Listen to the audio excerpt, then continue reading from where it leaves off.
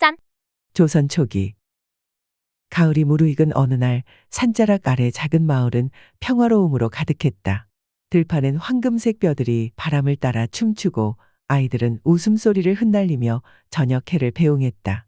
마을 어귀에는 허물어진 낡은 절터가 하나 있었는데 그곳엔 어쩐지 아무도 가까이 가지 않았다.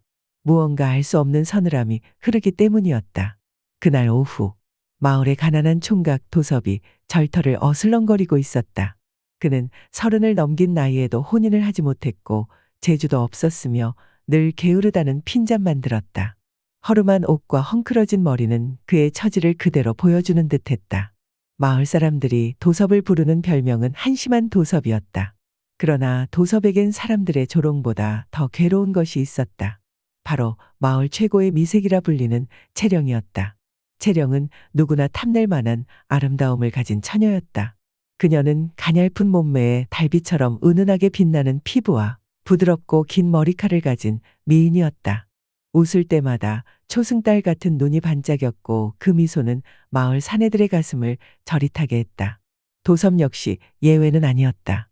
그는 마을 어귀에서 장사를 하는 채령을 먼발치에서 바라보며 가슴앓이를 한 지도 벌써 3년째였다. 그러나 가진 것 없고 볼품없는 그로서는 한 번이라도 다가갈 용기조차 없었다. 그날도 도섭은 괜히 마음이 심란해 절터 근처를 걷고 있었다. 헛헛한 마음을 채우기 위해 발로 흙을 차며 투덜거렸다. 에잇, 채령이랑 한 번만이라도 같이 걸을 수 있다면 더는 바랄 게 없겠다. 그때였다. 발끝에 단단한 물체가 걸렸다. 도섭이 땅을 헤집어보자 낡고 오래된 단지가 흙 속에서 모습을 드러냈다. 마치 오랫동안 묻혀 있었던 듯 표면에는 이상한 문자와 문양이 새겨져 있었다. 이게 뭐지? 절터에 이런 게 있었나? 호기심이 동한 도섭은 조심스레 단지를 흔들어 보았다. 묵직한 무게가 느껴졌고 마치 내부에서 무언가가 움직이는 듯한 느낌마저 들었다. 이상한 설렘과 두려움이 뒤섞인 채 도섭은 단지의 뚜껑을 조심히 열었다. 순간 하얀 연기가 소리 없이 퍼져나오며 도섭을 감쌌다. 은은한 향기가 주변을 가득 채웠고 연기 속에서 아름다운 여인의 형체가 점점 또렷해졌다. 투명한 옷자락과 맑은 눈빛의 그녀는 사람이라고는 믿기 어려울 만큼 신비롭고 아름다운 존재였다. 놀라 멈춰선 도섭을 향해 그녀가 말을 걸었다. 나를 깨우니요. 그대는 누구이며 무슨 소원을 가지고 있어? 도섭은 믿을 수 없는 광경에 입을 떡 벌리고 멍하니 바라보다가 겨우 정신을 차리고 물었다. 나는 도섭이라 하오. 그대는 대체 누구시오? 어떻게 이런 단지 속에 들어 있었어? 정령은 나긋이 웃으며 대답했다. 나는 소원을 이루어주는 정령이라 불리는 존재요. 오랜 세월 이 단지 안에서 잠들어 있었지. 그대가 날 깨웠으니 소원을 들어주겠소. 하지만 기억하시오. 단 한 번뿐이니 신중히 골라야 할 것이니. 도섭의 가슴이 미친 듯이 뛰었다. 그의 마음에 맨 처음 떠오른 것은 바로 채령이었다. 망설임은 길지 않았다. 내 소원은 단 하나요. 마을에서 가장 부유한 자가 되어 내가 사랑하는 채령을 내 여인으로 맞이하고 싶소. 정령은 도섭의 눈을 깊이 응시했다. 잠시 침묵이 흘렀고 묘한 미소를 지으며 말했다. 좋소. 그대의 소원을 이루어 주리다. 그러나 반드시 기억하시오. 이 세상 모든 소원은 대가가 따르는 법이니. 그녀는 말을 마치자 다시 연기로 흩어져 단지 안으로 빨려 들어갔다. 단지는 마치 아무 일도 없었던 것처럼 고요해졌지만 도섭의 마음은 소용돌이치듯 흔들렸다.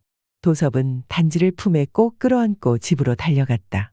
가슴은 쉴 새 없이 뛰었고 온몸엔 알 수 없는 흥분과 기대감이 뒤섞였다. 도섭은 깨닫지 못했다. 그의 소원을 들은 정령의 마지막 말, 그 경고에 숨겨진 의미를, 그리고 그의 삶이 앞으로 얼마나 극적으로 뒤바뀌게 될지 도섭은 아직 알지 못했다.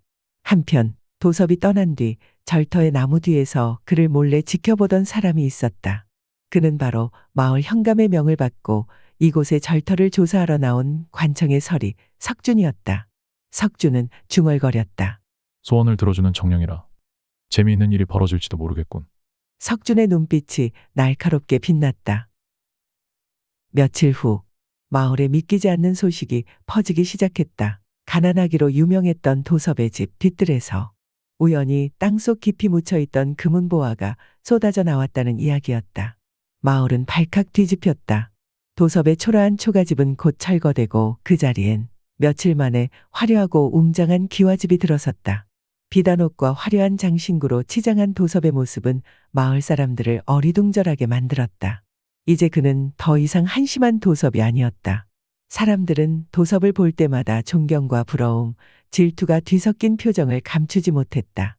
특히 마을 부자인 만석은 도섭의 변화를 곱지 않은 눈길로 바라보았다. 만석은 그동안 마을에서 최고의 부자였고 모든 존경과 선망의 대상이었다. 하지만 갑자기 나타난 도섭이라는 존재에 그의 입지가 흔들리기 시작했다.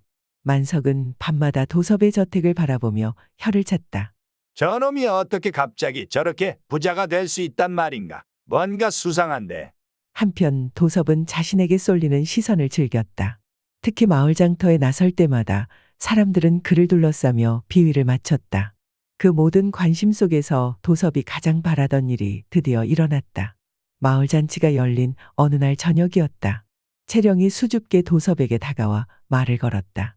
도섭 오라버니 정말 축하드려요.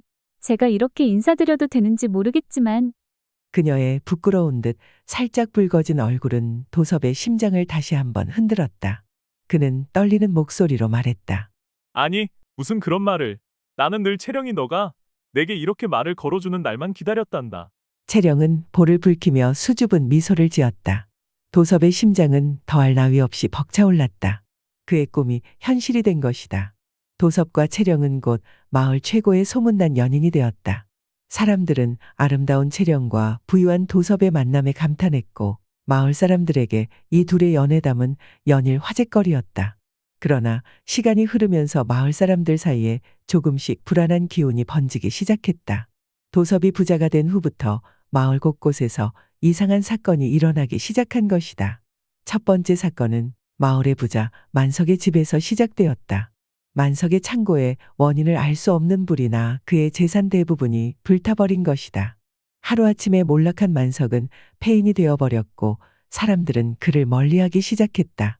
두 번째 이상한 사건은 도섭과 평소 친하게 지내던 이웃집이었다. 그 집 아들이 갑자기 병에 걸려 쓰러졌고 마을 의원조차 병명을 알 수 없어 손을 쓸 수 없었다. 사람들은 이 사건에도 불길한 느낌을 받았다. 마을 사람들은 서서히 도섭과의 관계를 의심하고 거리를 두기 시작했다. 도섭은 이 모든 일이 단지의 정령 때문이라는 걸 직감적으로 알았다. 그의 마음속에선 알 수 없는 두려움과 죄책감이 서서히 자라났다. 그 무렵 마을에선 석준이라는 낯선 관리가 자주 목격되었다. 그는 관청 현감의 명을 받고 도섭의 갑작스러운 부에 대해 조사하기 시작한 참이었다. 석준이 도섭의 저택을 방문했을 때 그의 눈빛은 날카로웠다. 도섭이라 하였소. 관청에서 당신의 재물이 어디서 나온 것인지 궁금해하는 사람들이 많소이다. 어떻게 하룻밤에 이 모든 걸 손에 넣었는지 명확히 해명해야 할 것이오. 도섭은 당황했지만 애써 태연한 척 답했다. 그저 운이 좋아 얻은 것이요. 저 역시 그 이유는 잘 모르겠소이다. 석준은 의미심장한 미소를 지었다. 그 운이란 것이 절터에서 찾은 단지와 관련이 있는 건 아니겠죠. 도섭의 얼굴이 굳어졌다. 단지의 비밀이 누군가에게 들켰다는 사실에 심장이 내려앉았다.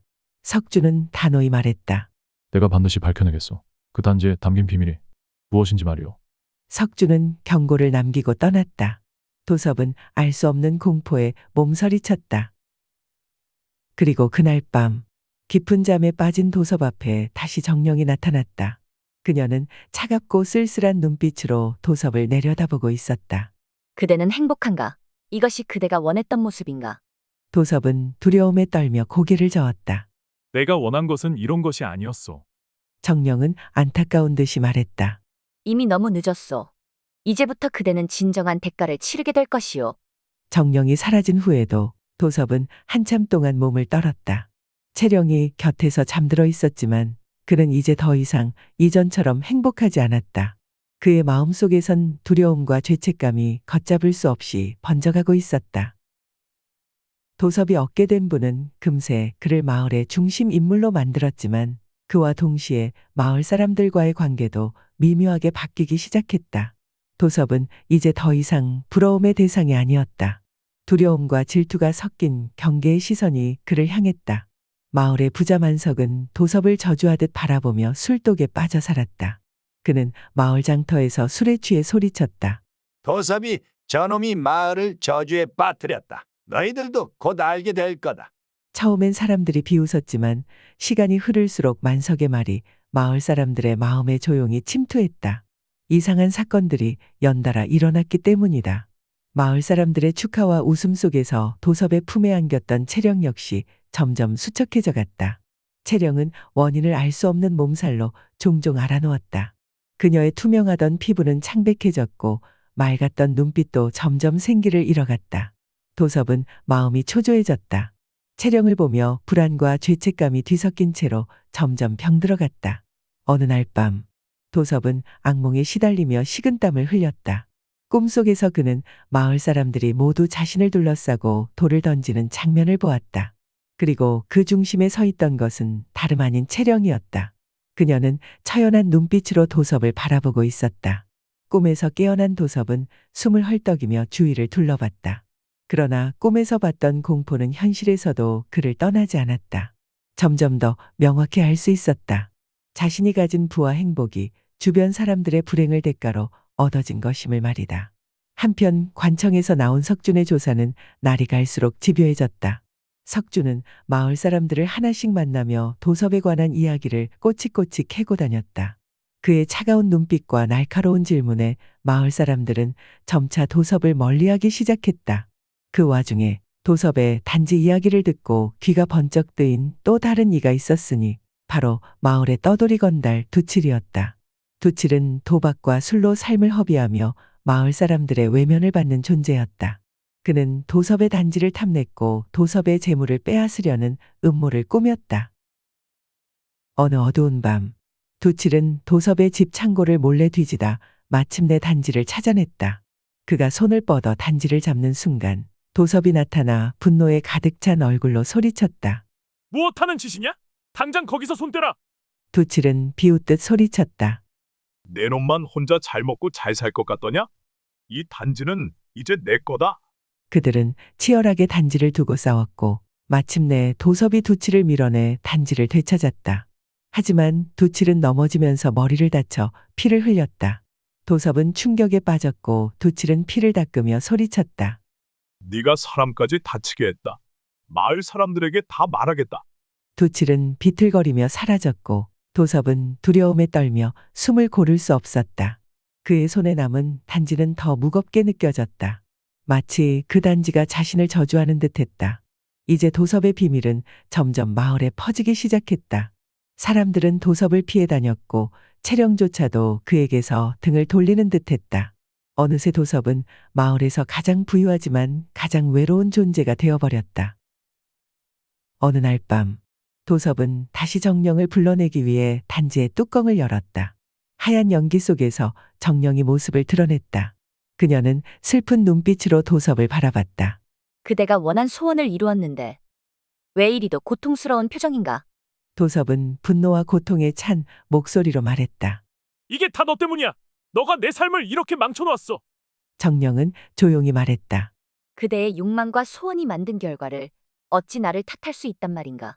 소원은 마음에서 나왔고 대가는 욕망에서 비롯된 것이니. 도섭은 정령의 말에 분노했지만 사실이라는 걸 잘 알았다. 그는 절망적으로 외쳤다. 이제 어떻게 해야 하오? 나는 이 모든 걸 원치 않았고 다시 이전으로 돌아가고 싶소. 정령은 안타깝게 말했다. 돌아갈 수 있지만 그 대가는 지금까지와는 비교할 수 없이 더 클 것이오. 도섭은 두려움 속에서도 눈빛이 결연해졌다. 그래도 돌아가겠소. 그것이 내가 치러야 할 대가라면 기꺼이 받아들이겠소. 정령은 잠시 침묵한 후 사라졌다. 그러나 도섭은 정령의 말에서 느껴지는 싸늘함을 쉽게 떨칠 수 없었다. 다음 날 아침, 마을 사람들이 도섭의 집 앞에 모여들었다. 그들 사이에서 두칠이 분노에 찬 얼굴로 외치고 있었다. 도섭이가 저주받은 단지로 우리 모두를 불행하게 만들었다. 마을 사람들의 눈빛이 매섭게 도섭을 향했다. 이제 그의 삶은 완전히 뒤바뀌고 있었다. 두칠의 고함이 마을 사람들의 마음에 불을 지폈다. 사람들은 흥분한 얼굴로 도섭을 비난하기 시작했다. 평소 그의 부유함을 질투하던 이들은 이제 그의 부가 마을의 불행을 부른다고 믿고 있었다. 두칠이 사람들 틈에서 소리쳤다. 이 모든 게 저 도섭이 가진 저주받은 단지 때문이야. 저놈이 재물을 얻는 대가로 우리 마을 전체가 망하고 있어. 사람들이 하나둘씩 두칠의 말에 동조하며 도섭을 향해 비난의 말을 퍼부었다. 채령은 두려운 얼굴로 도섭을 바라보았다. 그녀는 이미 도섭이 뭔가 숨기고 있다는 걸 눈치채고 있었다. 도섭 오라버니, 정말 저 사람들 말대로예요? 대체 무슨 일이 일어나고 있는 건가요? 도섭은 떨리는 목소리로 말했다. 아니야, 채령아. 넌 아무 걱정 마. 그러나 채령의 눈빛에선 불신과 두려움이 떠나지 않았다. 상황이 악화되자 마을의 현감은 도섭을 관하로 소환했다. 관아의 조사 책임자인 석주는 도섭을 마주보고 날카로운 질문을 던졌다. 도섭이 사람들의 말이 사실인가? 그대가 저주받은 단지로 재물을 얻고 그로 인해 마을에 재앙을 일으켰다는 말이. 도섭은 필사적으로 부인했지만 석준의 눈빛은 이미 모든 걸 알고 있는 듯 날카로웠다. 나는 이미 그대가 절터에서 무엇을 꺼내왔는지 알고 있어. 마을 사람들은 분노하고 있어이다. 지금 솔직히 말하지 않으면 큰 화를 면치 못할 것이오. 도섭은 끝내 사실을 털어놓지 못하고 관아를 빠져나왔다. 그의 마음은 점점 죄책감과 두려움으로 찢어져 갔다. 집으로 돌아온 도섭은 방에 들어와 단지 앞에 무릎을 꿇었다. 그는 떨리는 손으로 뚜껑을 열었다. 연기가 피어나며 정령이 나타났다. 도섭은 거의 울부짖듯 말했다. 제발 내가 가진 모든 걸 가져가고 마을 사람들만은 원래대로 돌려주시오. 내 욕심 때문에 모두가 고통받고 있어. 정령은 침묵하며 도섭을 응시했고 그녀의 눈빛은 차가웠다. 이미 말했소. 모든 소원에는 반드시 대가가 따르는 법이라고. 당신이 얻은 행복은 마을 사람들의 고통으로 이루어진 것이오. 도섭은 울부짖었다. 이 모든 게 내 잘못이란 말인가? 그럼 이제 난 어찌해야 하오? 돌이키고 싶다면 그대가 가진 가장 소중한 것을 내놓아야 하오. 그래야만 모든 것이 원래대로 돌아갈 수 있을 것이오. 정령은 말을 마치자 연기 속으로 사라졌고 도섭은 충격과 절망에 몸부림쳤다. 가장 소중한 것이라니 그것이 무엇인지 그는 너무나 잘 알고 있었다. 바로 채령이었다. 그때 도섭의 방문이 열리고 채령이 나타났다. 그녀는 슬픔에 찬 얼굴로 도섭을 바라보고 있었다. 오라버니, 이제 정말 숨기지 말고 말해줘요. 정말 사람들 말처럼 오라버니가 우리 마을에 이런 일을 일으킨 건가요? 도섭은 채령의 얼굴을 바라보며 오열했다. 그는 이제 더 이상 거짓을 말할 수 없었다. 채령아, 미안하다. 모두 내 욕심 때문이었어. 너와 함께하고 싶다는 마음이 너무나 커서. 채령은 눈물을 흘리며 뒤로 물러섰다. 정말 실망했어요. 저는 오라버니가 부자가 아니라도 좋았는데 오라버니가 이렇게까지 이기적인 사람인 줄은 몰랐어요. 그녀는 돌아서서 집을 떠났고 도섭은 그 자리에 무너져 내렸다. 그날 밤 도섭의 집 주변에 마을 사람들이 몰려왔다. 그들의 손에는 횃불과 몽둥이가 들려 있었다. 만석이 술에 취한 목소리로 외쳤다. 도섭이를 내쫓아야 이 마을이 평안해진다. 도섭이를 쫓아내자. 군중은 분노와 두려움으로 가득 차 있었다. 도섭은 문을 열고 밖으로 나와 사람들 앞에 섰다. 모두 내 잘못이다. 내가 떠날 테니 부디 모두 원래대로 돌아갈 수 있게 나를 용서해다오. 마을 사람들의 눈빛에는 이미 분노가 가득했다. 그들은 더 이상 도섭의 말을 듣지 않았다. 두칠은 군중 속에서 소리쳤다. 단지를 내놓고 떠나라. 그게 아니라면 네 목숨을 보장하지 않겠다. 도섭은 단지를 꼭 끌어안고 사람들을 바라보았다. 그의 눈에는 결심이 담겼다. 절대 이 단지를 너희에게 넘길 순 없다. 이것은 내 책임이니 내가 해결해야 한다. 마을 사람들의 분노는 더욱 거세졌다. 그들이 도섭을 향해 다가올 때 관아에서 석준과 군사들이 나타나 군중을 막아섰다. 모두 멈춰라. 이 자는 관아에서 처결할 것이다. 도섭은 절망 속에서도 석준의 등장에 안도했다. 그러나 그것은 짧은 안도였을 뿐 그의 마음은 이미 완전히 무너져 있었다. 석준은 차갑게 말했다. 도섭, 이제 너의 운명은 관아에서 결정될 것이다. 관아의 차가운 옥사 안 도섭은 어둡고 축축한 돌바닥에 웅크리고 있었다. 벽 틈으로 희미한 달빛이 새어 들어왔지만 그 빛조차 그의 마음을 밝힐 수 없었다. 도섭의 곁엔 여전히 그 단지가 놓여 있었다. 한밤중 인기척과 함께 옥사의 문이 열리고 석준이 안으로 들어왔다. 석주는 촛불을 들고 도섭 앞에 서서 침묵했다. 내 너를 처음 봤을 때부터 알고 있었어. 절터에 묻혀있던 저주받은 단지가 너를 변하게 했다는 걸. 도섭은 힘없이 고개를 끄덕였다. 모두 제 욕심 때문이었습니다. 그저 조금 더 행복해지고 싶었을 뿐인데. 석주는 도섭을 연민 어린 눈빛으로 바라보았다. 인간은 누구나 욕심이 있는 법이지. 하지만 너가 선택한 행복은 너무 많은 대가를 요구했구나. 이젠 어찌해야 할지 모르겠습니다. 석주는 잠시 침묵하다 말했다.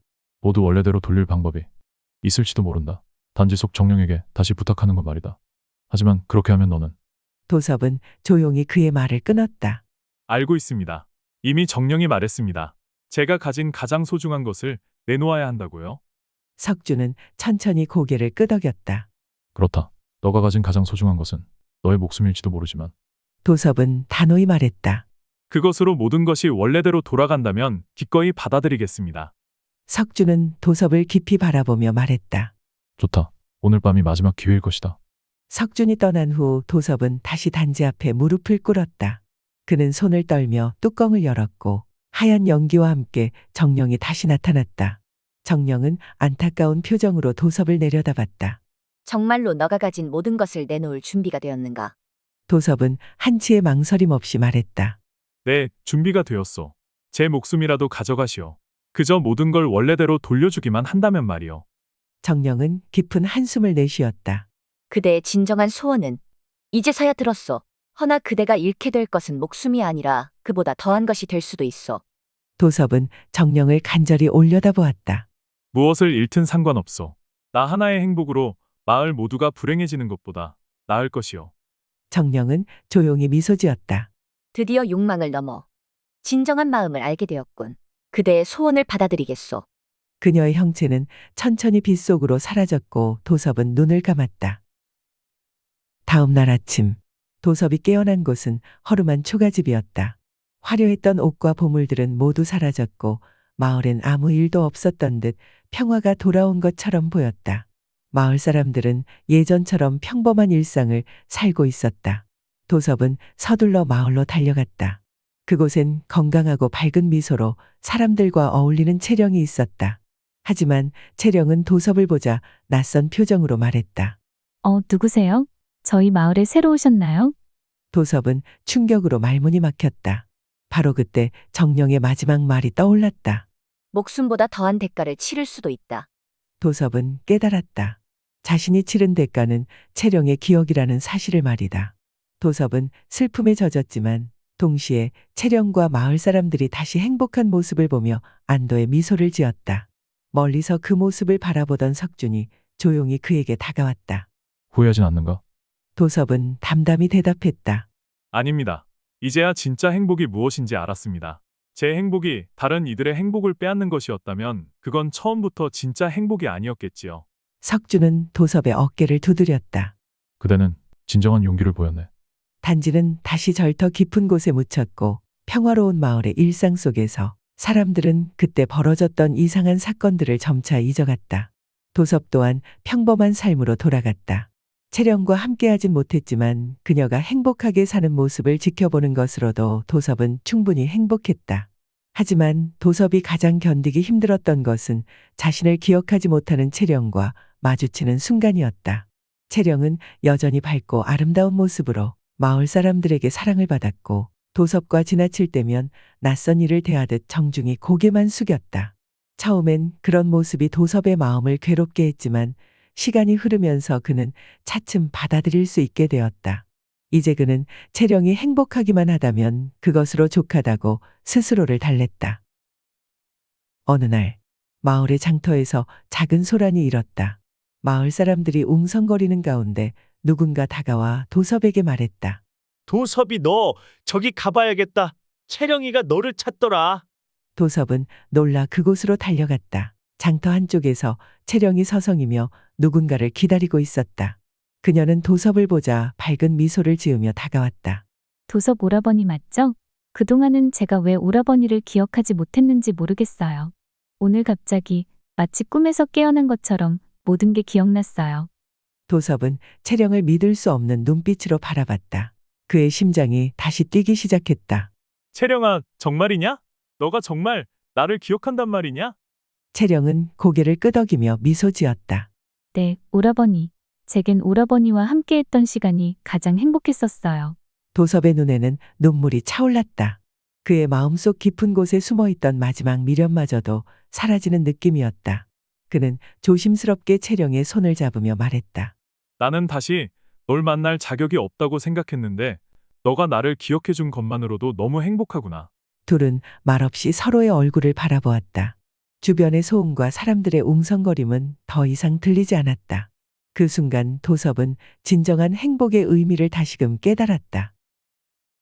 그로부터 몇 년 후, 도섭과 채령은 조용히 혼례를 올렸다. 그들은 마을 변두리의 작은 집에서 평범한 삶을 살아갔다. 재물은 적었지만 두 사람은 매일 웃음이 끊이지 않았고 서로의 존재만으로도 행복했다. 한편 그 무렵 절터 근처에서는 다시금 이상한 소문이 돌았다. 석준이라는 관리가 마을을 떠난 후 그가 마을 사람들에게 남긴 경고가 퍼져나갔다. 누군가 다시 욕망에 눈이 멀어 절터의 단지를 깨운다면 마을에 또다시 재앙이 찾아올 것이다. 마을 사람들은 석준의 말을 진지하게 받아들였다. 그리고 누구도 그 절터 근처에는 가지 않았다. 세월이 흐르며 단지에 대한 기억은 점차 희미해졌고 마침내 단지의 존재는 전설처럼 전해질 뿐이었다. 도섭과 채령의 이야기는 마을에서 대대로 교훈처럼 전해졌다. 마을 어른들은 아이들에게 이렇게 이야기했다. 진정한 행복은 욕심과 욕망 속에서 피어나는 것이 아니다.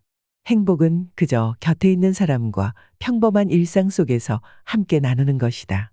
도섭과 채령은 평생 서로를 아끼며 행복하게 살았고 두 사람의 집 마당에는 늘 아이들의 웃음소리가 끊이지 않았다. 도섭은 가끔씩 아이들에게 말했다. 얘들아, 부자가 되려고 욕심을 부리기보단 지금 곁에 있는 사람을 아끼고 사랑하며 살아라. 그게 진짜 행복이란다. 아이들은 그 말을 기억했고 마을 사람들도 도섭과 채령 부부를 따뜻한 시선으로 바라보았다. 도섭은 이제 더 이상 욕망의 단지를 기억하지 않았다. 그저 매일 밤 별이 가득한 하늘을 보며 옆에 있는 채령의 손을 꼭 잡고 말했다. 이런 행복이라면 1000번을 다시 태어나도 너와 함께하고 싶구나. 채령은 조용히 웃으며 그의 손을 꼭 쥐었다. 이들의 이야기는 그렇게 아름다운 전설이 되어 오래도록 사람들의 마음속에 남았다.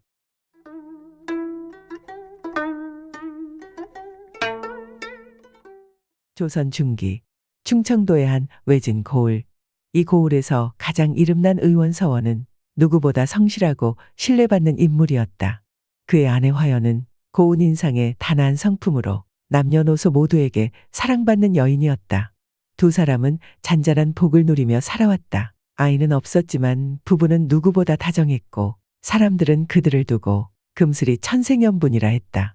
화연은 서원과 같이 환자들을 돌보면서 진료실 곁 작은 화초밭을 가꾸는 걸 낙으로 삼았다. 하지만 어느 날부터인가 서원의 귀가가 늦어졌다. 장터 쪽에 병자가 많아 치료가 늦었습니다. 그는 늘 웃으며 변명했지만 화연은 마음 깊이 묘한 낌새를 느끼고 있었다. 밤마다 조용히 도포를 털고 들어오는 서원. 그의 옷섭에서 은은히 풍기던 생소한 향. 그리고 이따금 말끝에 섞이는 낯선 이름. 어느 날 화연은 의원집 마루에 앉아 남편의 진료일지를 정리하다 우연히 한 쪽지를 발견했다. 그때 그 계곡 아래에서 기다리겠습니다. 아무도 모르게. 익숙지 않은 필체였지만 그것은 분명 여인의 것이었다. 심장이 얼어붙는 듯한 감각. 그 순간 그녀의 마음에 작은 금이 갔다. 그날 밤 서원은 아무렇지 않게 그녀 곁에 누웠고 화연은 잠든 척하며 묻고 싶은 말들을 꾹 눌러 삼켰다. 하지만 그녀의 심장은 점점 빠르게 뛰고 있었다. 의심은 틈을 타 곧 증오가 되고 있었다. 다음 날 아침 화연은 말없이 서원의 도포를 정돈하며 은근히 그의 눈치를 살폈다. 그녀는 웃고 있었지만 눈동자는 흔들리고 있었다. 오늘은 어디로 가십니까? 진천댁 내 아이가 열이 가시질 않아서 거길 다녀오려 하오. 그래요. 늦지 마시고요. 서원이 나간 뒤 화연은 어제 진료일지를 정리하다 발견했던 쪽지를 다시 보곤 입을 열었다. 그때 그 계곡 아래라. 화연은 쪽지를 품에 넣고는 서원의 뒤를 조용히 따라붙었다. 고요한 산길. 서원의 걸음은 망설임 없이 이어졌고 얼마 뒤 멈춰선 곳은 계곡 아래 울창한 숲. 그곳엔 이미 한 여인이 기다리고 있었다. 화연은 나무 뒤에 숨은 채 두 사람을 지켜봤다. 그 여인은 고운 비단 옷을 입고 있었고 서원의 손을 조심스레 맞잡았다. 서방님, 오늘도 와주셔서 감사합니다. 그 순간 화연은 숨이 막혔다.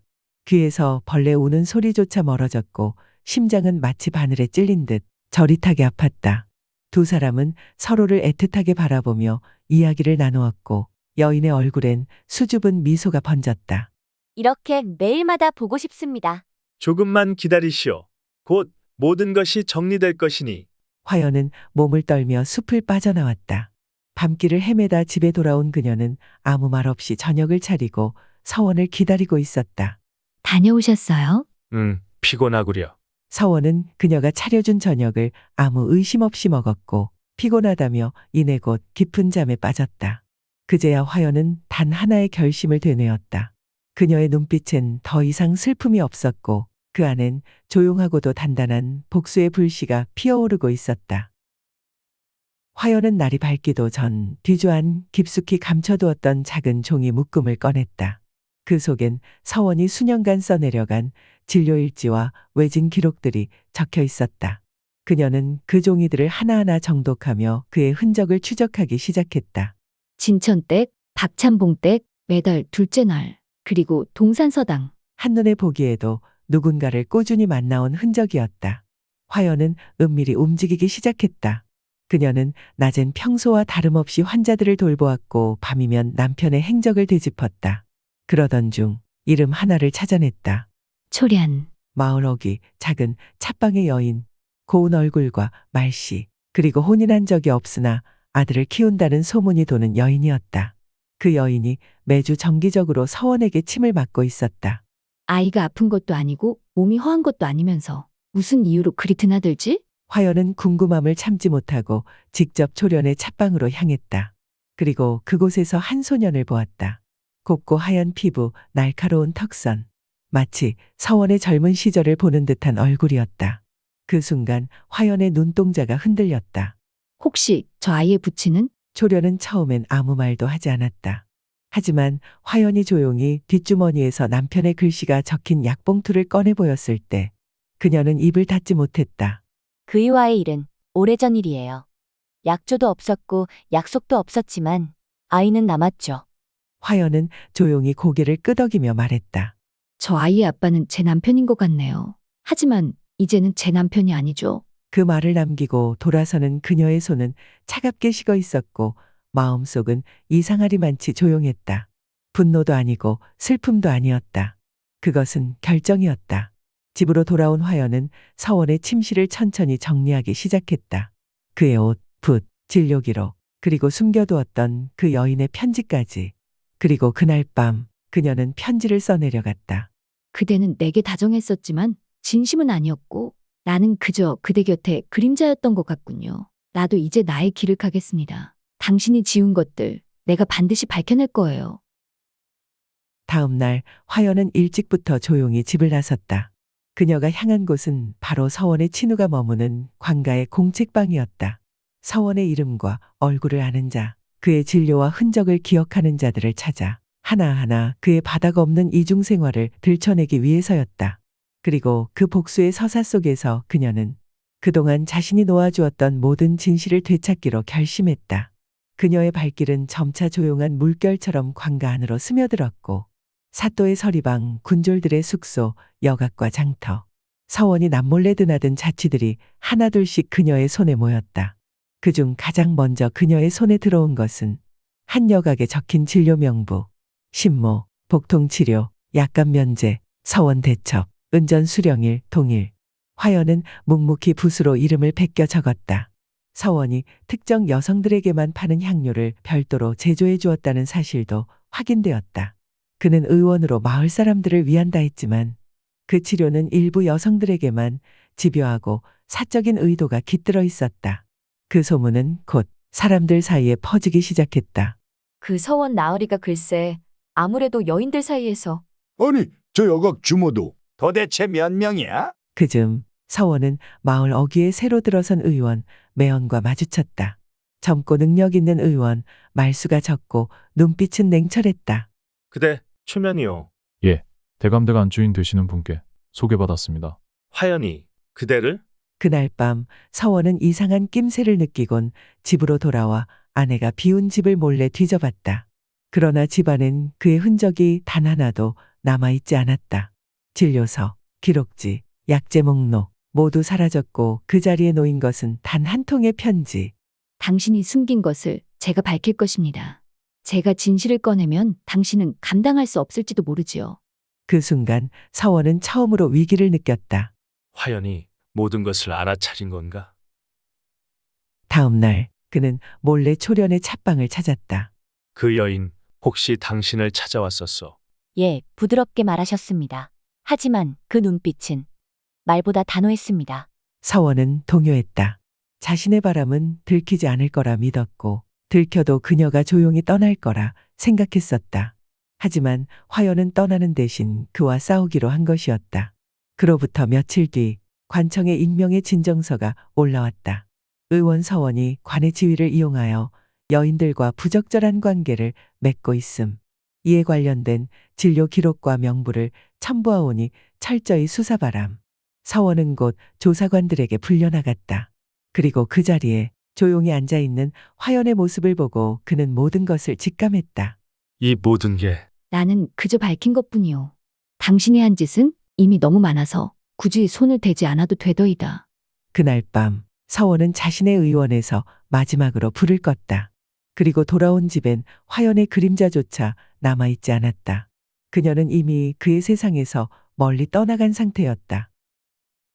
서원의 몰락은 마치 썩은 뿌리를 드러낸 나무처럼 순식간이었다. 그가 운영하던 의원은 문을 닫았고 장부에 적힌 수많은 여인의 이름이 입에 오르내렸다. 그를 지지하던 양반들은 등을 돌렸고 진료를 받던 환자들도 발길을 끊었다. 더는 그를 믿는 이도 따르는 이도 없었다. 그는 모든 걸 잃었다. 하지만 그 와중에도 서원은 끝까지 무너지지 않은 채 어리석게도 아직 마음속으론 그녀를 믿고 있었다. 화연은 날 용서하지 않더라도 다시 돌아올 것이다. 그러던 어느 날 그에게 정갈 하나가 전해졌다. 대감댁 마님, 새 의원 열어. 그 말에 서원은 그대로 다리에 힘이 풀렸다. 그녀가 다시 시작한 것이다. 그의 이름 없이, 그와의 인연 없이. 화연은 마을 끝자락에 새 의원을 차리고 이름도 바꿨다. 유온당, 따뜻함이 머무는 집. 그녀의 의원엔 병든 아이, 홀몸 노인, 가난한 백성들이 찾아왔다. 그녀는 하나하나 정성껏 진료했고 눈빛 하나에 온기가 깃들었다. 하지만 마을 사람들의 관심은 그녀의 변화보다 그녀 곁에 선 젊은 의원 매언에게 쏠려 있었다. 새 의원 두 분이 부부인가? 아니, 이전 대감댁 안주인이라지 않소? 하면 그 남정네는 누구야? 화연은 그런 말들에 대꾸하지 않았다. 그저 조용히 웃을 뿐이었다. 어느 날 밤, 이젠 폐가처럼 버려진 서원의 옛 의원에 불이 붙었다. 누군가 술에 취해 들어갔다. 불씨를 떨어뜨렸다는 소문이 돌았지만 그날 서원이 혼자 앉아 있었다는 걸 봤다는 사람도 있었고 누구도 확실히 말하지 못했다. 불길은 의원을 집어삼켰고 다음날 남은 것은 타버린 한약재 냄새뿐이었다. 그리고 서원은 사라졌다. 며칠 뒤 새벽녘 화연은 의원 문을 여는데 문 앞에 작은 봉투 하나가 놓여 있었다. 봉투 안엔 서원이 예전에 그녀에게 써줬던 첫 번째 진단서. 화연 낭자, 심장에 작은 울림이 있으며 이는 몸의 병이 아니라 마음의 상처에서 비롯됨. 조심히 다룰 것. 그리고 그 밑엔 낯익은 필체의 짧은 문장 하나. 그 누구보다 가장 아팠던 건 내가 아니라 당신이었다는 걸 이제야 깨닫습니다. 화연은 오래도록 그 종이를 내려다보다 조용히 눈을 감았다. 그리고 깊게 한숨을 내쉬었다. 그녀는 더는 과거를 붙들지 않았다. 그 이름도, 그 사랑도, 그 상처도. 그날 이후 화연의 일상엔 서원의 그림자가 더 이상 드리워지지 않았다. 매언은 그녀의 곁을 조심스럽게 지켰고 묻지 않았으며 강요하지 않았다. 유온당은 점차 마을의 중심이 되었고 사람들은 아픈 몸보다 다친 마음을 먼저 들고 그녀를 찾아왔으며 화연은 그들의 사연을 들으며 자신의 상처도 조금씩 꿰매기 시작했다. 낭자께선 누구보다 단단하십니다. 그러니 혼자 무너지지 마십시오. 그 말은 의외로 오래 가슴에 남았다. 화연은 처음으로 다른 이의 손에 의지하고 싶다는 생각을 했다. 낭자, 여쭤도 되겠습니까? 무엇을요? 지금처럼 제 곁에 계속 있어 주실 수 있으십니까? 화연은 한참을 말없이 그를 바라보았다. 그의 눈에는 욕심도 불안도 과거도 없었다. 오직 지금의 화연만이 있었다. 좋습니다. 하지만 혼례는 말고요. 이렇게 지금처럼만. 매어는 고개를 숙이며 웃었다. 그날 밤 유온당 앞을 비추던 등불은 유난히 따뜻한 빛을 머금고 있었다. 며칠 후 유온당 앞에 먼지를 잔뜩 뒤집어 쓴 사내가 찾아왔다. 그는 헝클어진 머리칼에 수척한 얼굴, 그리고 낯익은 눈빛을 지닌 자였다. 서원이 돌아온 것이었다. 화연, 나를 한 번만 도와줘. 그는 무릎을 꿇고 애원했지만 화연은 단 한 걸음도 다가가지 않았다. 지금 내 앞에 선 자는 당신이 아니라 당신이 만든 후예요. 서원은 눈물을 쏟으며 고개를 조아렸다. 미안하다. 정말 미안하다. 그 순간 매언이 유온당 안에서 나왔다. 서원의 시선은 그에게 꽂혔다. 저 차가 당신 곁에 있던 남자였구나. 화연은 고개를 끄덕이지도 부정하지도 않았다. 이제 중요한 건 누가 제 곁에 있는지가 아닙니다. 누가 날 외롭게 하지 않는가, 그것이 전부지요. 서원은 일어나며 마지막 말을 남겼다. 나는 그걸 너무 늦게 깨달았구나. 그는 등을 돌려 돌아갔고 다시는 그 마을에 나타나지 않았다. 그날 밤 화연은 혼자 유온당 마루에 앉아 달을 올려다보았다. 이제 정말 끝났구나. 매어는 조용히 다가와 옆에 앉았다. 그는 아무 말도 하지 않았고 둘은 잠시 동안 말없이 앉아 밤 공기만을 들이마셨다. 마음이 안 좋으신가 봅니다. 그가 떠나서가 아니라 나도 이제 누군가를 보내줄 수 있어서요. 달빛 아래 두 사람의 그림자가 길게 나란히 드리워졌다. 몇 달이 지난 어느 봄날 화연은 장을 보러 읍내에 나섰고 그곳에서 우연히 소식 하나를 들었다. 그 서원이란 자 포구 근처 절벽에서 몸을 던졌다더군요. 잠시 마음이 흔들렸지만 그녀는 아무 말도 하지 않았다. 그날 유온당의 저녁엔 유독 멀리서 들리는 듯한 매언의 피리 소리만이 들려왔고 그 소리는 밤 공기를 가르며 조용히 오래도록 울려 퍼졌다. 화연은 그 소리를 따라 미소 지었고 달빛이 그녀의 어깨 위로 내려앉아 감싸주었다. 고요한 밤이었다.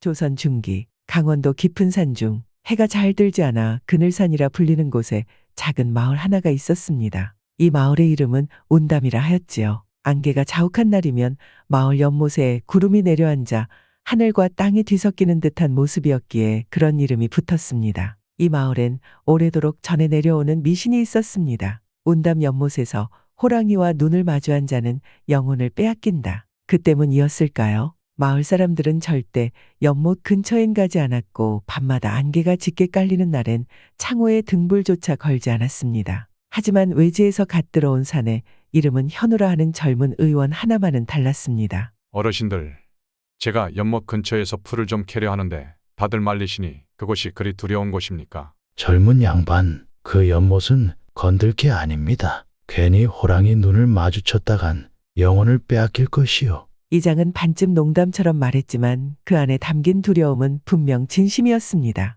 하지만 현우는 믿지 않았습니다. 오히려 그런 괴담은 귀신보다 더 허황된 이야기라 여겼지요.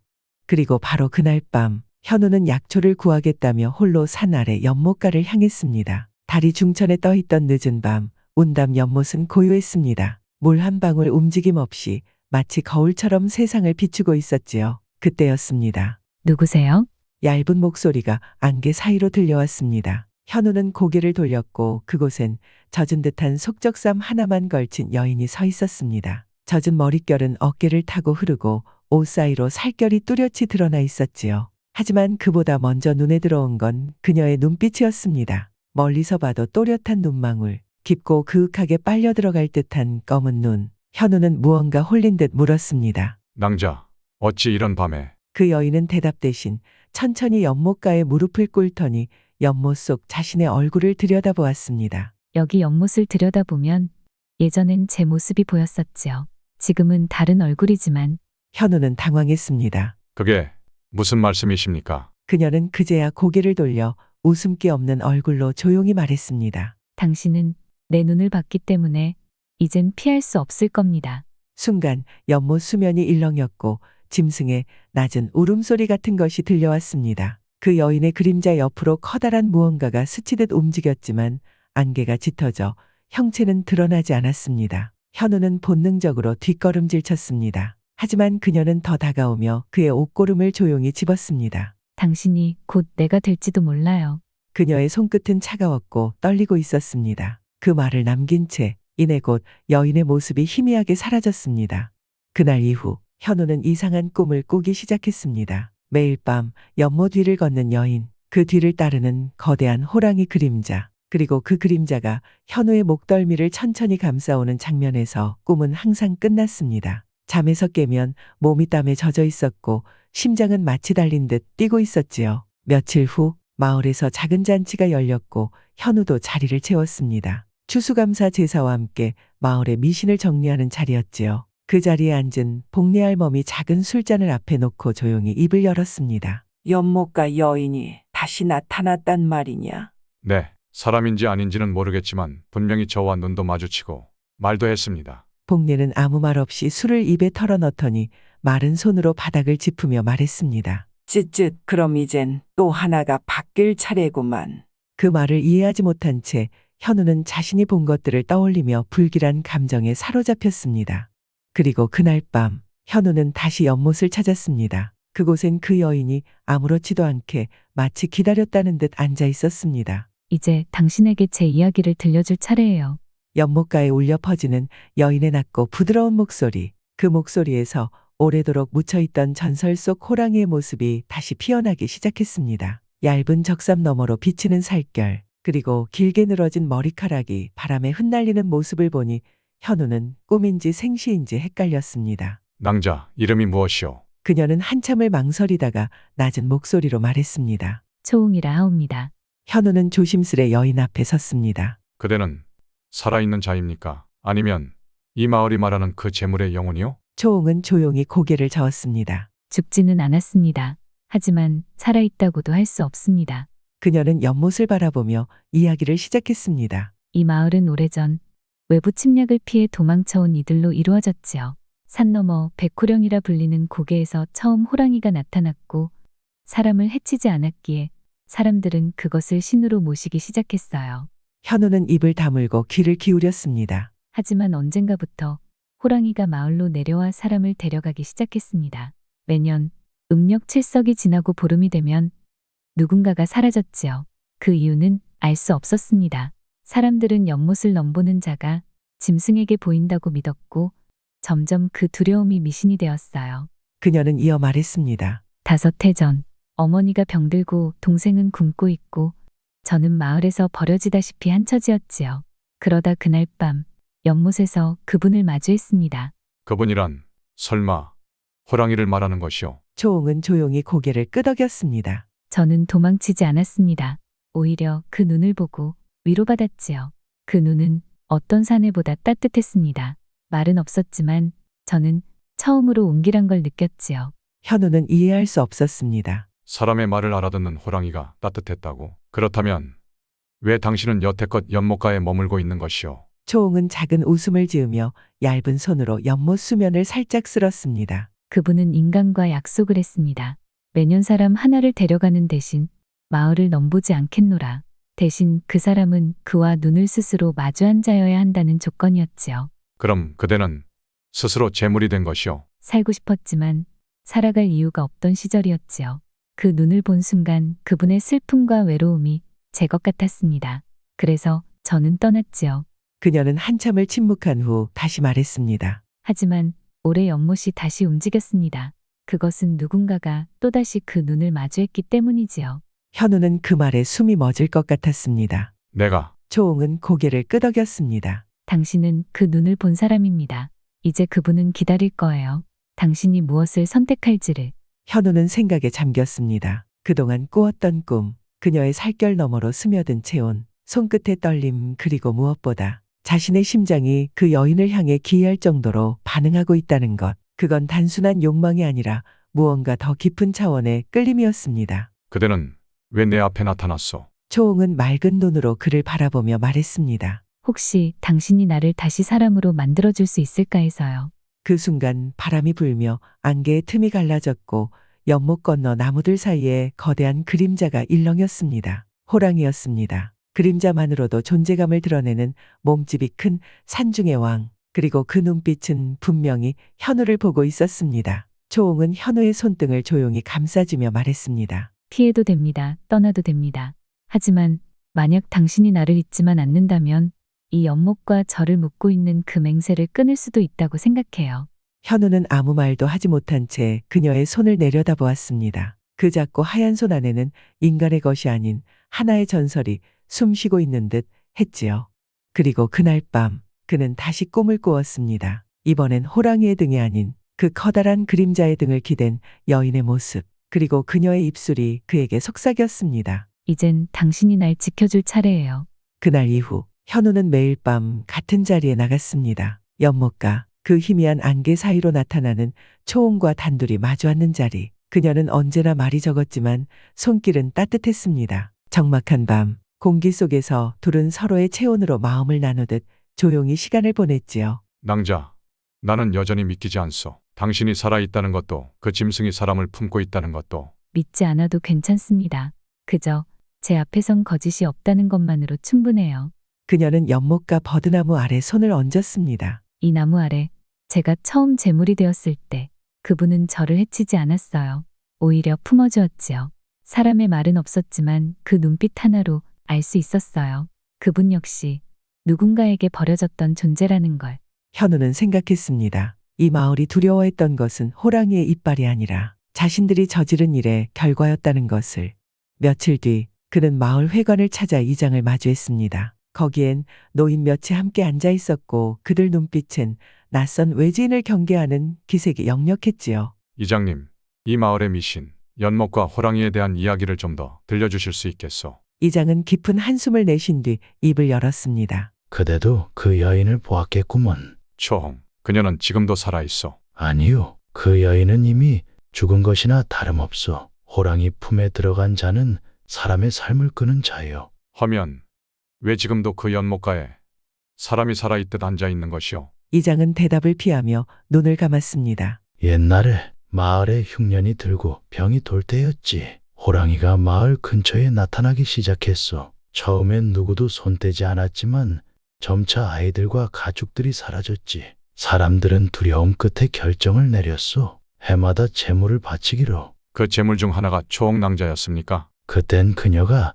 너무 여리고 약했어. 병든 어미와 살아가던 아이였지. 우리는 그 아이가 곧 죽을 것이라 생각했어. 현우는 분노에 손을 움켜쥐었습니다. 그래서 살려는 아이를 죽음으로 내몰았단 말이오. 짐승을 달래기 위해 사람을 내주다니 그게 인간입니까? 우리가 살기 위해 그리했소. 우리는 그 호랑이와 맹세를 나눴지. 사람이 나를 바라보는 한 나는 마을로 내려가지 않겠다라는. 그 말인즉 그와 눈을 마주하면 그가 요구한 맹세는 마지막 눈을 마주한 자와 재물은 이어진다는 것이었소. 그대가 그의 눈을 봤다면 이제 그대도 그 맹세에 묶인 것이요. 현우는 천천히 자리에서 일어났습니다. 그럼 저는 초홍낭자와 함께 죽어야 한다는 말입니까? 그게 그대의 운명이라면 받아들이는 수밖에. 그 말은 끝내 이 마을이 어떤 곳인지 단적으로 보여주었습니다. 호랑이보다 무서운 건 살아있는 사람들의 냉담한 선택이라는 걸.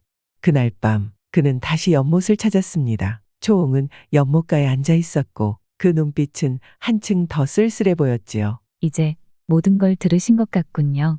그래서 나는 이제 어찌해야 하오? 초홍은 조용히 손을 내밀었습니다. 지금이라도 제게서 떠나신다면 그분은 당신을 놓아줄 겁니다. 그러나 저와 함께 있기를 택한다면 우리는 끝까지 함께 같이 가게 되겠지요. 현우는 그녀의 손을 가만히 감쌌습니다. 그대는 이제 그에게서 떠나고 싶소. 저는 단 한 번도 그 품이 무섭진 않았어요. 다만 다시 사람으로 살고 싶다는 마음은 있었지요. 현우는 그 손을 끌어안았습니다. 그럼 내가 그걸 이루어 주겠소. 그리고 그 순간 연못 건너편에서 호령이 모습을 드러냈습니다. 몸집은 산처럼 거대했고 황금빛 눈동자는 밤하늘 속 별보다 더 깊었습니다. 호령의 눈이 두 사람을 바라보았습니다. 그 눈에는 더 이상의 분노도 굶주림도 없었습니다. 마치 오랫동안 기다려온 마지막 답을 듣는 것처럼 잔잔했습니다. 연못 위로 달빛이 길게 드리워졌습니다. 그 사이로 거대한 호령이 조용히 다가왔지요. 마치 물 위를 걷듯 소리 하나 없이 그의 발 아래로 풀잎조차 숨을 죽였습니다. 현우는 초홍의 손을 꼭 잡은 채 그 앞에 섰습니다. 당신이 초홍낭자의 생명을 품은 자입니까? 호령은 대답하지 않았습니다. 그저 눈을 감았다가 천천히 다시 떴습니다. 그 눈 안엔 오래전부터 겹겹이 쌓인 이야기들이 흐르고 있었지요. 초홍이 한 걸음 앞으로 나섰습니다. 이제 끝내고 싶어요. 더는 누구도 이 맹세로 묶이지 않게 해주세요. 당신이 제게 주었던 그 따뜻한 품 잊지 않았어요. 이젠 온전한 사람으로 돌아가고 싶습니다. 그렇게 살아야 당신의 이름도 전해질 수 있어요. 그 말에 호령의 눈빛이 흔들렸습니다. 바람 한 줄기가 불고 연못의 수면이 살짝 일렁이더니 그 거대한 짐승이 뒷걸음질을 치기 시작했습니다. 그때였습니다. 갑작스레 연못 너머에서 돌팔매질이 날아왔습니다. 그리고 그 뒤엔 횃불을 든 마을 사람들 수십 명이 서 있었습니다. 지금이 기회요. 짐승이 마음을 놓은 틈을 타서 없애버릴세. 놈은 이 마을을 저주로 물들였다고. 더는 자비란 없다. 사람들은 돌을 들고 연못가로 몰려들었고 호령은 그 자리에 멈춰 섰습니다. 그만두세요. 이분은 여러분들을 그동안 지켜온 존재예요. 당신들의 이기심을 대신 짊어진 존재라고요.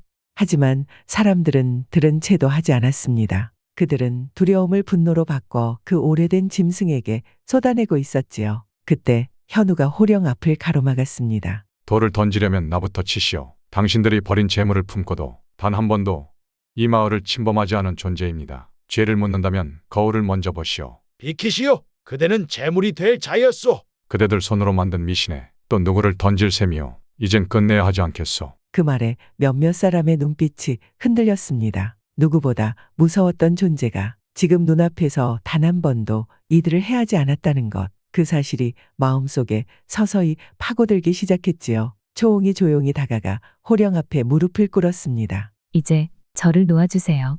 당신의 따뜻한 품이 그동안 절 살아있게 했습니다. 그 순간 호령은 고개를 들었습니다. 그 눈엔 깊은 그리움이 그리고 오래된 슬픔이 담겨 있었지요. 연못 위로 안개가 걷히고 버드나무 가지 사이로 새벽빛이 스며들며 그 짐승의 형체는 서서히 흐려지기 시작했습니다. 초홍은 눈을 질끈 감았고 현우와 사람들은 그들을 지켜봤습니다. 호령은 그렇게 연못 속으로 걸어 들어가며 마지막 눈길을 초홍에게 건넸습니다. 물살이 잠잠해졌고 더 이상 짐승의 울음은 들리지 않았습니다. 그날 밤 백담골의 하늘은 맑았습니다. 단 한 점의 구름도 짐승의 기척도 없는 고요한 평화의 밤이었지요.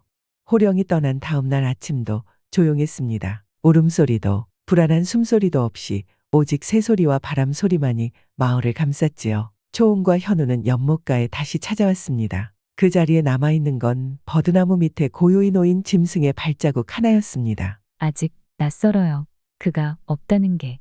그래도 당신은 살아있어. 그가 당신을 놓아준 것 같소. 초홍은 미소를 지었습니다. 슬픔이 아닌 처음으로 스스로를 위한 웃음이었습니다. 그날 이후 마을은 조금씩 변하기 시작했습니다. 더는 재물을 바치지 않았고 매년 음력 8월 보름마다 열리던 호령제는 사라졌지요. 대신 그 자리에 감사제라 불리는 조용한 제사가 자리했습니다. 감사제에는 아무도 머리를 조아리지 않았고 누구도 제물로 내세우지 않았습니다. 단지 작은 꽃 한 송이와 종이 위에 적힌 짧은 글귀 하나가 있었습니다. 지금껏 마을을 지켜준 이름 없는 혼에게 라고 말이죠. 이 장은 방에 누운 채 긴 밤을 보냈습니다. 누구보다 미신을 믿었던 그였기에 그 믿음 위에 올린 수많은 죽음을 정리하기 힘들었지요. 이 장은 진심으로 그에게 사과를 했습니다. 나는 잘못했네. 모두를 위한 일이라 생각했지만 결국 사람을 팔았어. 그걸 아는 것이 벌이 될 수도 있고 다시 시작하는 길이 될 수도 있겠지요. 그날 이후 마을 사람들은 더 이상 초홍을 두려워하지 않았습니다. 아이들은 그녀에게 바느질을 배우러 찾아왔고 안악들은 그녀에게 소금에 절인 배추를 나누어 주었지요. 사람이 사람을 받아들이는 일, 그렇게 어렵지 않은 일이었음을 늦게나마 깨달은 겁니다. 어느 날 초홍은 마을 앞 들판에서 연을 날리는 아이들을 바라보다 자신도 모르게 눈시울을 붉혔습니다. 예전엔 저 아이들 웃음이 저를 아프게 했는데 이제는 따뜻합니다. 저 웃음이 제게 닿고 있다는 게. 그날 밤 현우는 초홍을 연못가 평상에 데려갔습니다. 이젠 그곳에도 두려움은 없었습니다. 낭자, 앞으로는 당신 이름을 마음껏 불러도 되겠소. 네, 그 이름. 이제야 진짜 저 같아요. 초홍, 그 이름이 참 좋네요. 그녀의 눈엔 눈물이 맺혔고 현우는 그녀의 손을 살며시 잡았습니다. 이제 그 손은 짐승의 그림자에 묶인 손이 아니라 스스로 살아가겠다는 의지를 가진 따뜻한 손이었지요. 그날 밤의 연못은 조용히 출렁였고 달빛은 두 사람의 어깨 위로 부드럽게 내려앉았습니다. 그날 이후 현우는 초홍과 함께 마을 어귀의 폐사를 찾았습니다. 낡고 무너진 기둥 사이로 들이치는 바람은 서늘했지만 그곳은 이상하리만치 평온했지요. 초홍은 절마당에 핀 들꽃을 바라보다 문득 입을 열었습니다. 사실 이 절은 예전에 호령이 자주 들르던 곳이에요. 그가 사람이었을 때. 그가 사람이었다는 게 정말 사실입니까? 네, 그의 이름은 윤석. 젊은 시절 이 마을에 유배되어 온 서생이었죠. 온화했고 조용했고 그리고 누구보다 저를 인간으로 대해준 사람이었어요. 현우는 놀란 눈으로 그녀를 바라보았습니다. 호령으로 불리던 존재가 본디 사람이었다는 사실. 그것은 단순한 전설이나 미신이 아니라 지금 이 순간과 맞닿은 살아있는 이야기였습니다. 그 사람은 마을에서 외면받던 제게 그를 가르쳐주고 말동무가 되어줬었어요. 하지만 그 관계는 오래가지 못했습니다. 마을에서는 윤석이 초홍과 어울린다는 이유로 그를 모함했고 연못에 제물로 바쳤습니다. 산의 분노를 달랜다는 핑계로 진실을 묻기 위해 한 생명을 희생시킨 것이었지요. 그날 그는 저를 바라보며 단 하나의 말만 남겼어요. 무슨 말이었습니까? 제 자신과 제 이름을 지키라고. 그녀는 두 손으로 자신의 가슴을 꾹 누르며 말을 이었습니다. 하지만 저는 제 이름을 버렸어요. 그의 분노가 진정될 때까지 그리고 그의 외로움이 사라질 때까지.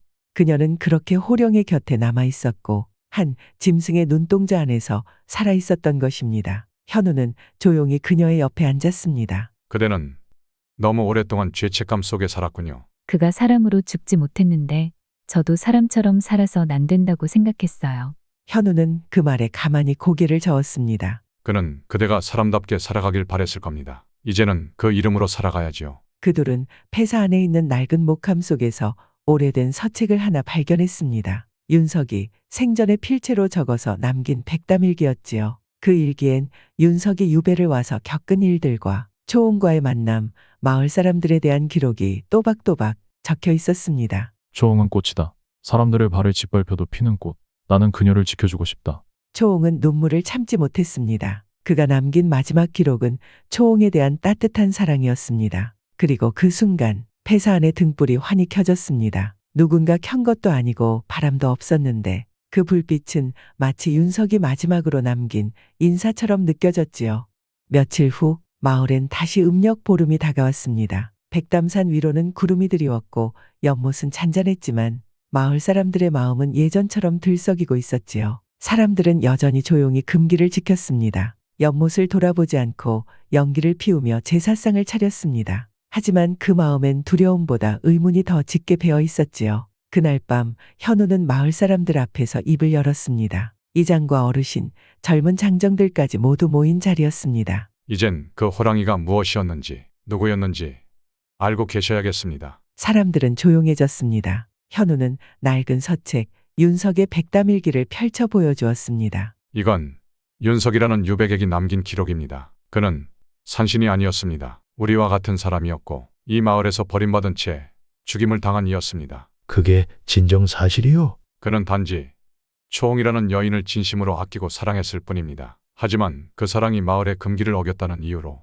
희생을 강요당했지요. 한 노인이 벌떡 일어나 외쳤습니다. 그럼 그 호령이란 건 그의 원혼이란 말이요. 현우는 회관 한복판에 조용히 서책을 내려놓았습니다. 처음엔 그랬을 겁니다. 하지만 시간이 흘러도 그는 마을을 해치지 않았습니다. 그저 기억해 주길 바랬을 뿐이지요. 그동안 여러분이 두려워하신 건 호랑이가 아니라 자신들이 저지른 망각이었습니다. 사람들은 침묵했습니다. 누구도 말하지 않았지만 그들의 눈동자 속엔 무언가 무너지고 있었지요.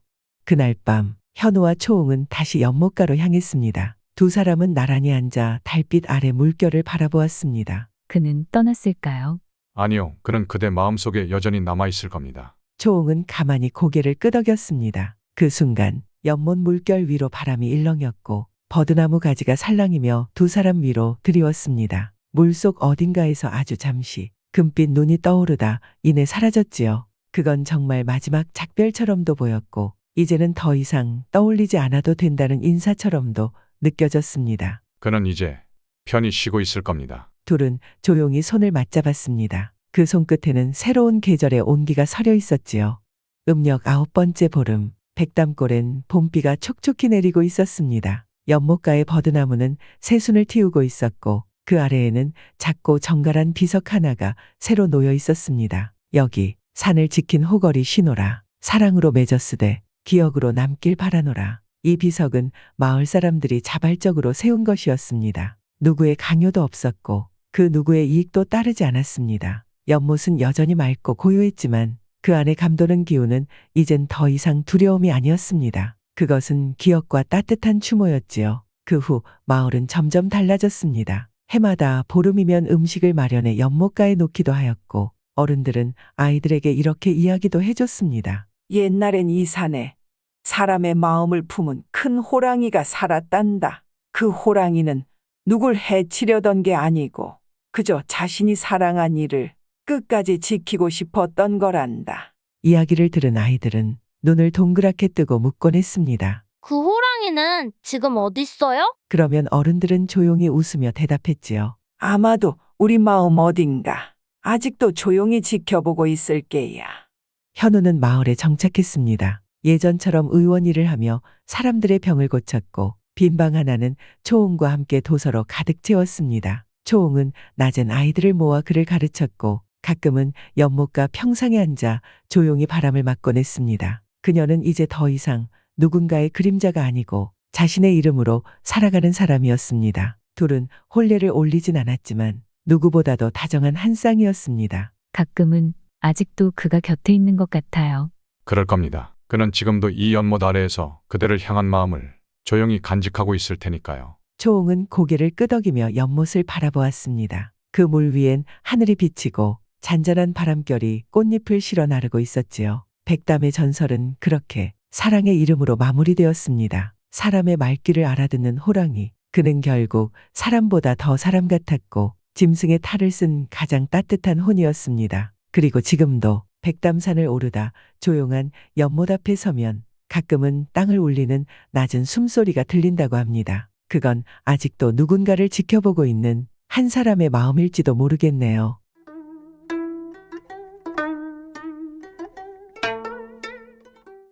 조선 중기 한양 외곽 수락산 자락 아래 긴 담장을 품고 세월에 익은 기와를 올려놓은 고택 한 채가 있었습니다.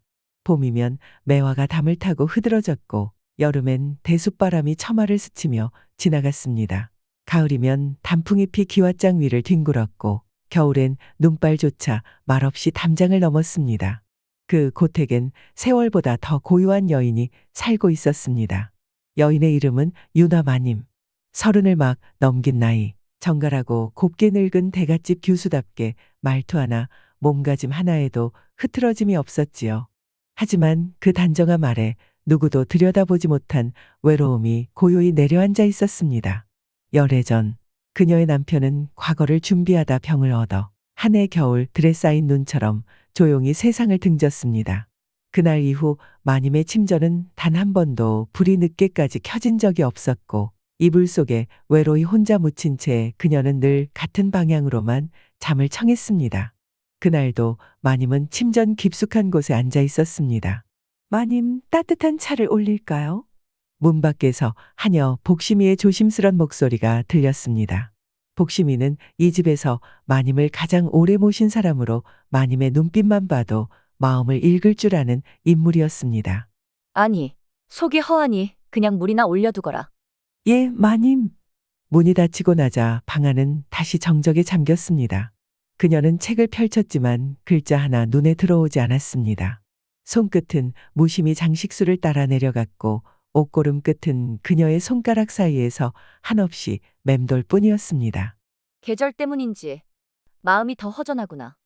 그녀는 말은 그렇게 했지만 그 허전함은 계절 때문이 아니라는 걸 알고 있었습니다. 긴 세월 동안 꾹 눌러둔 허기, 감히 내보일 수도 말할 수도 없었던 그 감정. 외로움이라 하기엔 너무 오래 묵었고 욕망이라 부르기엔 또 너무 체면이 아쉬웠습니다. 창호 너머엔 달빛이 스며들어 방 안의 공기를 희미하게 비추고 있었고 그녀의 눈동자는 그 빛을 따라 멍하니 허공을 응시했습니다. 나는 어째서 이리도 오래 혼자인가? 그녀의 한숨은 길었고 얇았습니다. 그녀는 외로운 마음을 뒤로 한 채 다시 이불을 당겨 덮고 몸을 누였습니다. 억지로 잠을 청하려 눈을 감았지만 심장은 평온하지 않았습니다. 심연 속 어딘가에서 자신도 모르게 눌러두었던 감각들이 슬며시 고개를 들기 시작하고 있었습니다. 그 감각은 아직 아무 말도 하지 않았지만 마님의 밤은 그날부터 조금씩 달라지고 있었습니다. 고택 안에 새로운 기척이 들기 시작한 건 거센 비가 그치고 햇살이 따뜻하게 깃든 어느 아침이었습니다. 마님은 사랑채 창가에 앉아 차를 우려내고 있었습니다. 차 향이 퍼지는가 싶더니 마당에서 묵직한 짐을 내리는 소리가 들려왔습니다. 복심이가 문을 열고 들어오며 말했습니다. 마님, 새로 들인 머슴이 왔습니다. 장터에서 골랐다 하더니 힘께나 써 보이게 생겼습니다. 그래. 곧장 들이지는 말고 마당에 세워두거라. 내가 볼 터이니. 예, 마님. 마님은 창호 틈 사이로 조심스레 바깥을 내다보았습니다. 집신에 삼배바지, 어깨엔 지게를 맨 사내 하나가 땀을 닦으며 서 있었습니다. 피부는 흑빛으로 그을려 있었고 등과 팔엔 굵은 힘줄이 도드라져 있었습니다. 말 한마디 없이 묵묵히 짐을 내리던 그 사내는 진수라 불리는 머슴이었습니다. 저 사내는 진수라고 하옵니다. 마님은 말없이 그 사내를 바라보았습니다. 첫인상은 투박했고 사내의 눈빛은 마치 짐승처럼 조용했습니다. 묵직한 체구와 과묵한 표정 속엔 어딘지 모를 안정감이 있었지요. 눈이 맑구나. 예, 마님. 허나 말수는 적습니다. 그러면 더 좋다. 입 가벼운 사내보다 10배는 나으니. 복심이는 마님이 유독 시선을 오래 두고 있는 것을 눈치채고는 가만히 고개를 숙였습니다. 진수는 마당의 장작더미 옆에서 자리를 정리하고 있었습니다. 짐을 옮기고 바가지를 헹구고 쌀자루를 곶간 안으로 옮기는 동안에도 단 한마디 말 없이 일만 했습니다. 마님은 어느 순간 차가 싣고 있다는 것도 잊은 채 그 모습을 바라보고 있었습니다. 마님, 찻잔이? 식었구나. 다시 올려두거라. 그녀의 손끝은 멈춰 있었고 눈은 여전히 창호 너머에 닿아 있었습니다. 그날 밤 마님은 오랜만에 등을 끄지 못한 채로 자리에 누웠습니다. 낮에 보았던 사내의 어깨와 팔, 무거운 짐을 들던 허리선이 자꾸만 눈앞을 맴돌았습니다. 이름이 진수라 했지. 그녀는 스스로를 향해 미소 지었지만 곧바로 그 미소를 삼켰습니다. 고개를 돌리고 이불을 끌어올렸지만 떠오른 것은 낮에 마당을 쓸던 진수의 손이었습니다. 그 손이 그녀의 머리맡에 닿는 상상을 한 뒤 마님은 황급히 몸을 뒤척였습니다. 쓸데없는 생각이다. 허튼 상념이야. 마님의 말끝은 점점 희미해졌고 방 안은 조용한 숨소리만 가득했습니다.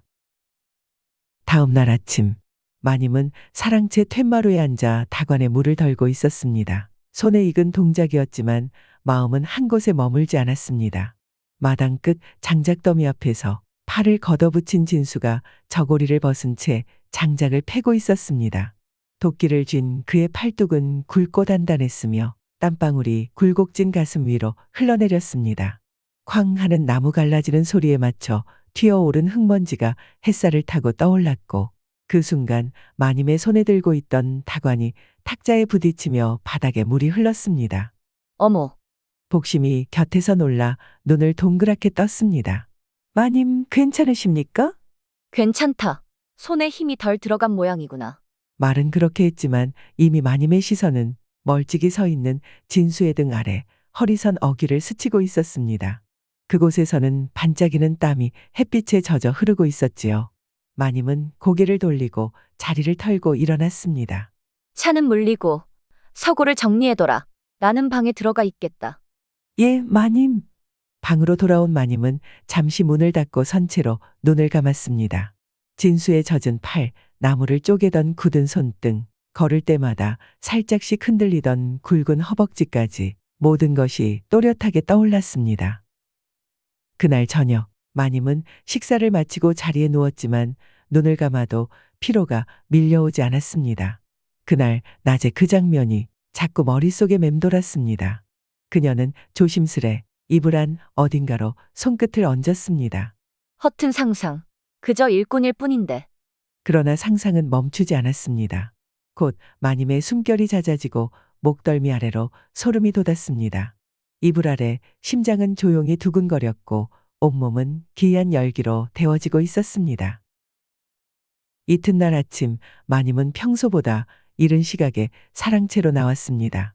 비단 옷고름을 정갈히 여민 그녀는 평소보다 한층 더 날이 선 눈빛을 하고 있었습니다. 복심아, 진수를 불러다오. 문간 쪽 장독대가 어수선하더구나. 예, 마님. 잠시 뒤 진수가 땀에 젖은 머리를 단정히 정돈한 채 나타났습니다. 부르셨습니까, 마님? 장독대 정리 상태가 말이 아니다. 항아리 뚜껑이 삐뚤고 담장 밑에 풀도 베어내지 않았더구나. 예, 곧 손보겠습니다. 마님은 창턱에 기대어 마당을 내려다보았습니다. 진수가 장독을 옮기며 구부리는 허리선, 쪼그려 앉으며 드러나는 팔목이 자꾸 시선에 걸렸습니다. 마님은 속으로 고요히 숨을 골랐습니다. 진수의 말없는 수능과 성실함, 그리고 다듬어지지 않은 우직한 눈빛이 오히려 그녀를 더욱 초조하게 만들었습니다. 복심은 문 밖에서 마님의 얼굴을 슬쩍 살폈습니다. 마님, 진수는 참 착한 사람 같습니다. 말 한마디 없이 꼼꼼히 일하더이다. 그게 마땅한 일꾼의 도리다. 그녀의 말은 단호했지만 입가엔 묘한 미세한 떨림이 피어 있었습니다. 그 떨림은 입꼬리인지 아니면 망설임인지 아무도 알 수 없었지요. 저녁 무렵 안채의 창호 밖으로 석양이 길게 기울었습니다. 마님은 찻잔을 비운 뒤 조용히 술을 한 잔 따랐습니다. 그녀의 눈가엔 이미 달이 떠 있는 듯 먼 곳을 보는 고요한 그림자가 드리워져 있었습니다. 마님, 이 시간에 술을 드시렵니까? 오늘은 속이 허하구나. 사랑방에 촛대가 기울었으니 진수를 부르거라. 복심은 말없이 고개를 끄덕이고 물러섰습니다. 잠시 뒤 진수가 조심스레 문을 열고 안으로 들어왔습니다. 늘 그렇듯 고개를 숙인 채 말없이 섰고 마님은 술잔을 내려놓으며 그를 바라보았습니다. 촛대를 바꾸어 놓거라. 불이 한쪽으로 기운다. 예, 마님. 진수는 조심스레 다가와 촛대를 집어들었습니다. 그때 마님이 몸을 반쯤 기울여 그의 손등을 물끄러미 바라보다 촉촉히 적신 수건을 그에게 내밀었습니다. 손에 흙이 묻었구나. 이걸로 닦아라. 아, 손을 묻히고 들어 죄송합니다. 수건을 받으며 진수의 손끝이 마님의 손등을 스쳤습니다. 그 순간 방 안의 공기가 조용히 떨렸습니다. 몇 초의 정적이 흐르고 마님은 애써 눈길을 돌리며 말했습니다. 이 집 일은 힘들지 않느냐? 힘들지 않습니다. 이곳은 조용하고 마님께서도 다정하시니. 촛대를 다시 고쳐 잡은 그가 나가보려 하자 그녀는 천천히 고개를 숙이며 조용히 말했습니다. 오늘은 참 시리구나. 진수는 당황한 채 그 말에 대답하지 못하곤 잠시 머뭇거리다 천천히 방을 나섰습니다. 문이 닫히고 침전 안에는 다시 깊은 침묵만이 남았습니다. 깊은 밤, 바람은 잔잔했고 마당은 숨을 죽인 듯 고요했습니다. 마님은 잠들지 못한 채 창가에 앉아 달빛이 스며든 바깥을 멍하니 바라보고 있었습니다. 그때였습니다. 저 멀리 우물가 쪽에서 물동이 닿는 소리가 희미하게 들려왔습니다. 마님은 고개를 돌려 우물가 쪽을 조심스레 바라봤습니다. 그리고 그 순간 몸이 얼어붙은 듯 멈췄습니다. 달빛 아래 진수는 저고리를 벗은 채 우물가의 물로 몸을 씻고 있었습니다. 젖은 바지 위로 드러난 그의 등은 굵고 단단했으며 어깨에서부터 허리로 이어지는 선은 마치 조각한 듯 정갈했습니다. 그의 등줄기를 타고 흐르는 물방울이 아래로 고요히 떨어졌고 그 아래 굵은 허리와 팽팽한 허벅지가 어둠 속에 더욱 선명히 떠올랐습니다. 마님은 자신도 모르게 창틀을 꽉 움켜쥐었습니다. 손끝이 하얗게 질릴 만큼 힘이 들어가 있었고 그녀의 입술은 말라붙은 채로 숨을 삼켰습니다. 저 사내가 저런 몸이었더냐. 그녀의 입에서 새어나온 속삭임은 스스로도 놀라운 듯 떨렸고 달빛에 비친 진수의 어깨가 움직일 때마다 시선은 그 굴곡을 쫓으며 조용히 흔들렸습니다.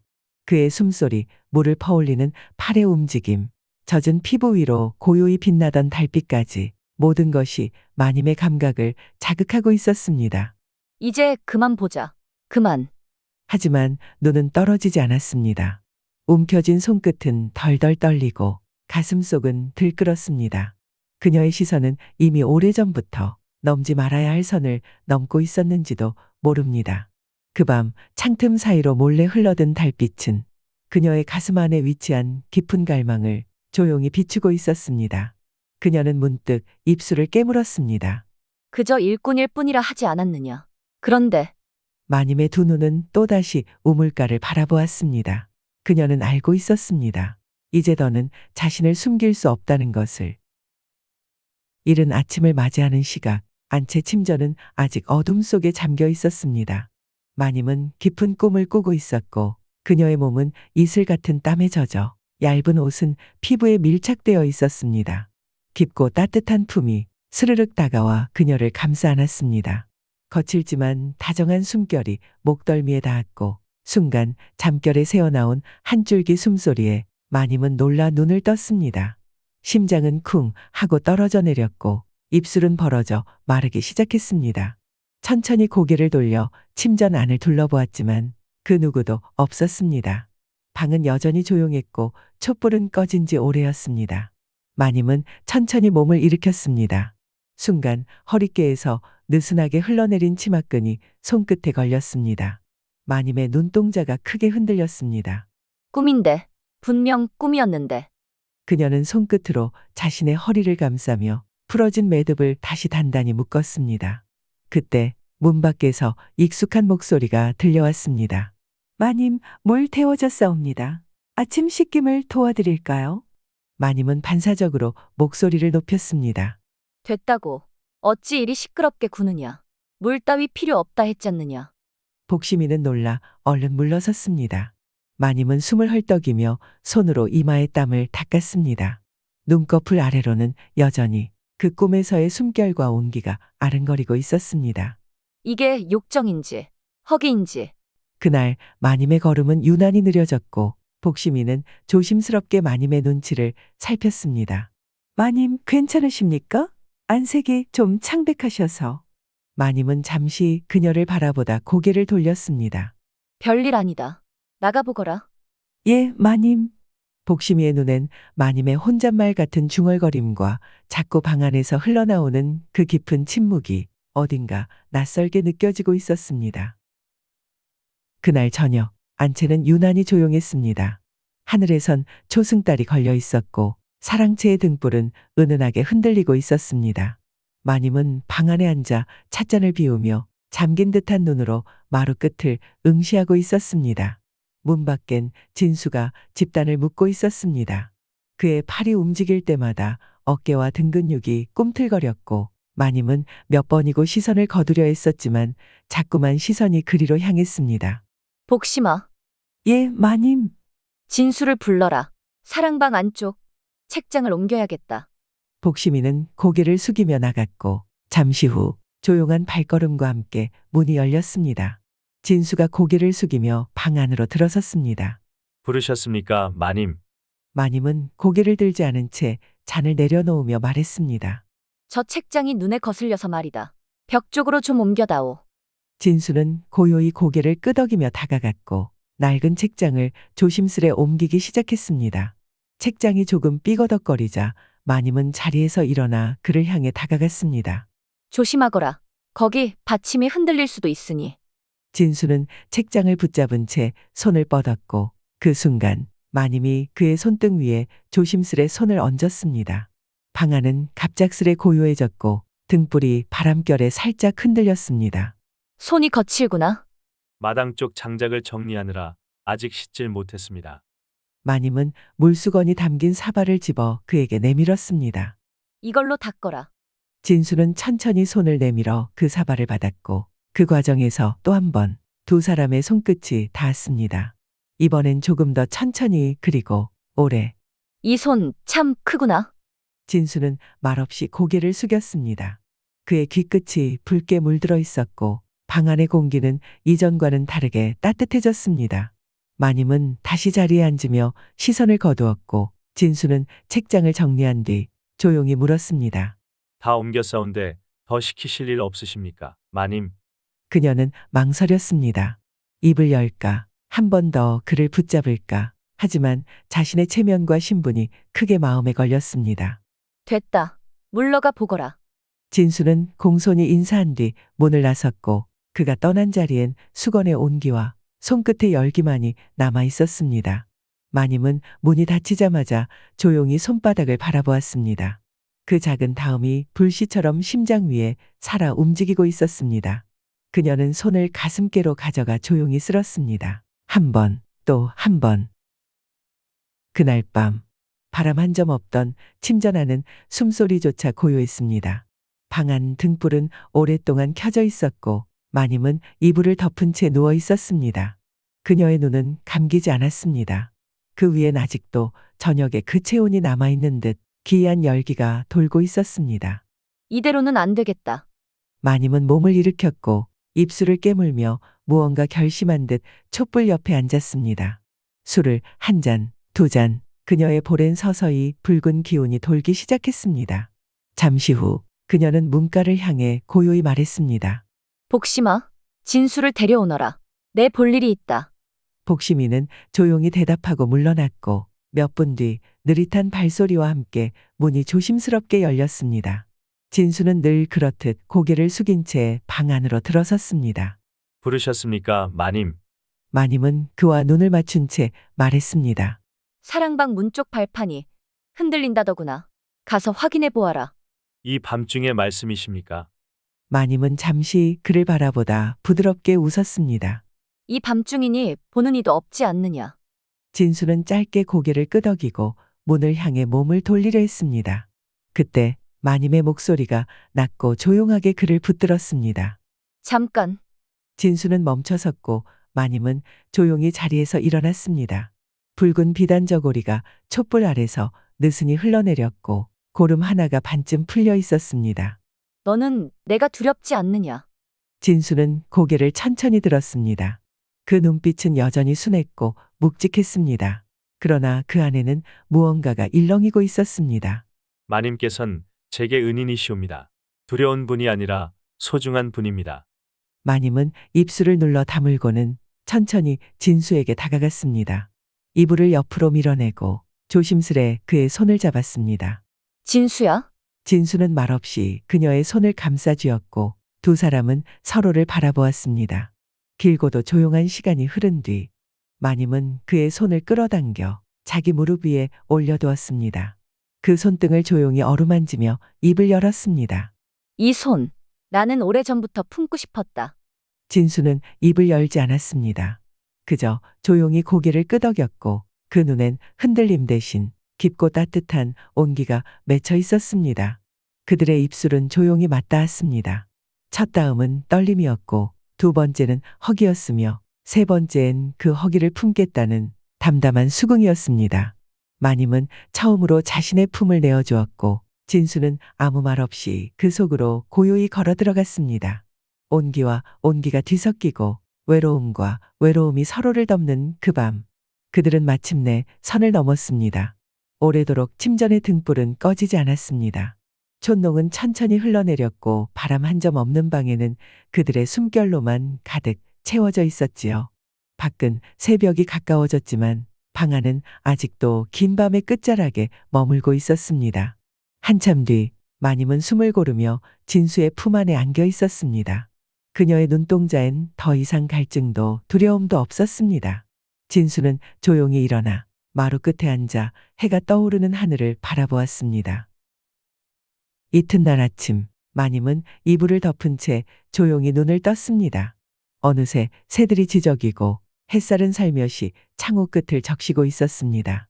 그녀는 한 손을 조심스레 이불 밖으로 내밀어 옆자리를 더듬었습니다. 그곳엔 아무도 없었지만 이불 속엔 아직 따뜻한 온기가 남아 있었습니다. 마님은 조용히 몸을 일으켜 앉았습니다. 얼굴 위로 은근한 미소가 스쳐갔고 그 미소는 사라지지 않았지요. 그 시간 진수는 마당 끝 장독대 앞에서 조용히 장작을 쌓고 있었습니다. 언제나처럼 말이 없었고 언제나처럼 묵묵했습니다. 마님은 사랑채 툇마루에 앉아 조용히 그를 내려다보았습니다. 진수가 고개를 들어 마님과 눈이 마주치자 고개를 조아리며 조용히 인사를 했습니다. 그 짧은 눈빛 속엔 수많은 말이 담겨 있었습니다. 무슨 약조도 어떠한 다짐도 없었지만 그들은 이미 서로를 알고 있었습니다. 마님은 더 이상 피하지 않았습니다. 진수는 더 이상 자신의 자리를 의심하지 않았습니다.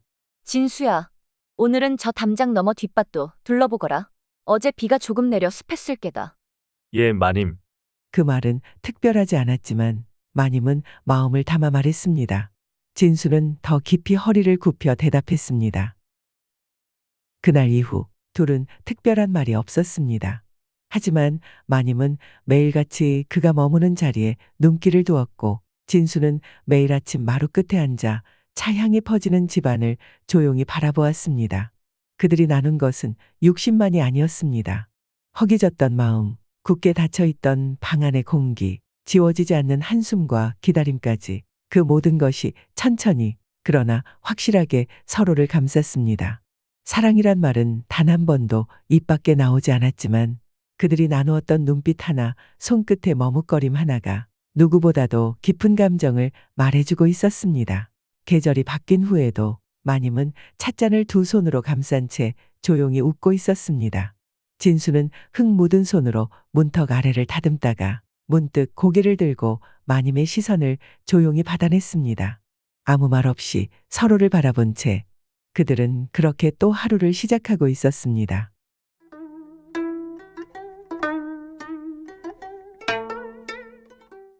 조선 후기 경상도의 한읍성, 성 안에는 춘몽각이라 불리는 조그만 기방이 하나 있었습니다. 겉보기엔 초라한 기와집이지만 밤이 되면 붉은 등 하나가 환히 밝혀지고 그 등불을 따라 모인 사내들은 하나같이 얼굴에 바람을 얹고 들어왔지요. 이 집에는 해금이라 불리는 기생이 있었습니다. 이름은 어쩌면 가명일지도 모를. 어떤 이는 사람의 마음을 파는 여자라 불렀고 어떤 이는 속을 훔쳐가는 여우라 수군거렸지요. 그녀는 곱게 피리를 불고 조용히 시조를 읊었습니다. 하지만 진짜로 사내들이 그를 찾는 이유는 따로 있었지요. 해금은 마음을 만지는 데 능한 여자였습니다. 사람의 허망한 눈빛을 읽고 숨겨둔 사연을 꺼내주는 눈빛을 가졌지요. 서울에서 내려온 젊은 관리 도윤윤, 벼슬길에 올랐다가 관직에서 밀려나 고을 관아에 배정된 첫날 읍내 주막에서 우연히 춘몽각이란 이름을 듣게 됩니다. 양반께선 춘몽각 한번 들러보셔야지요.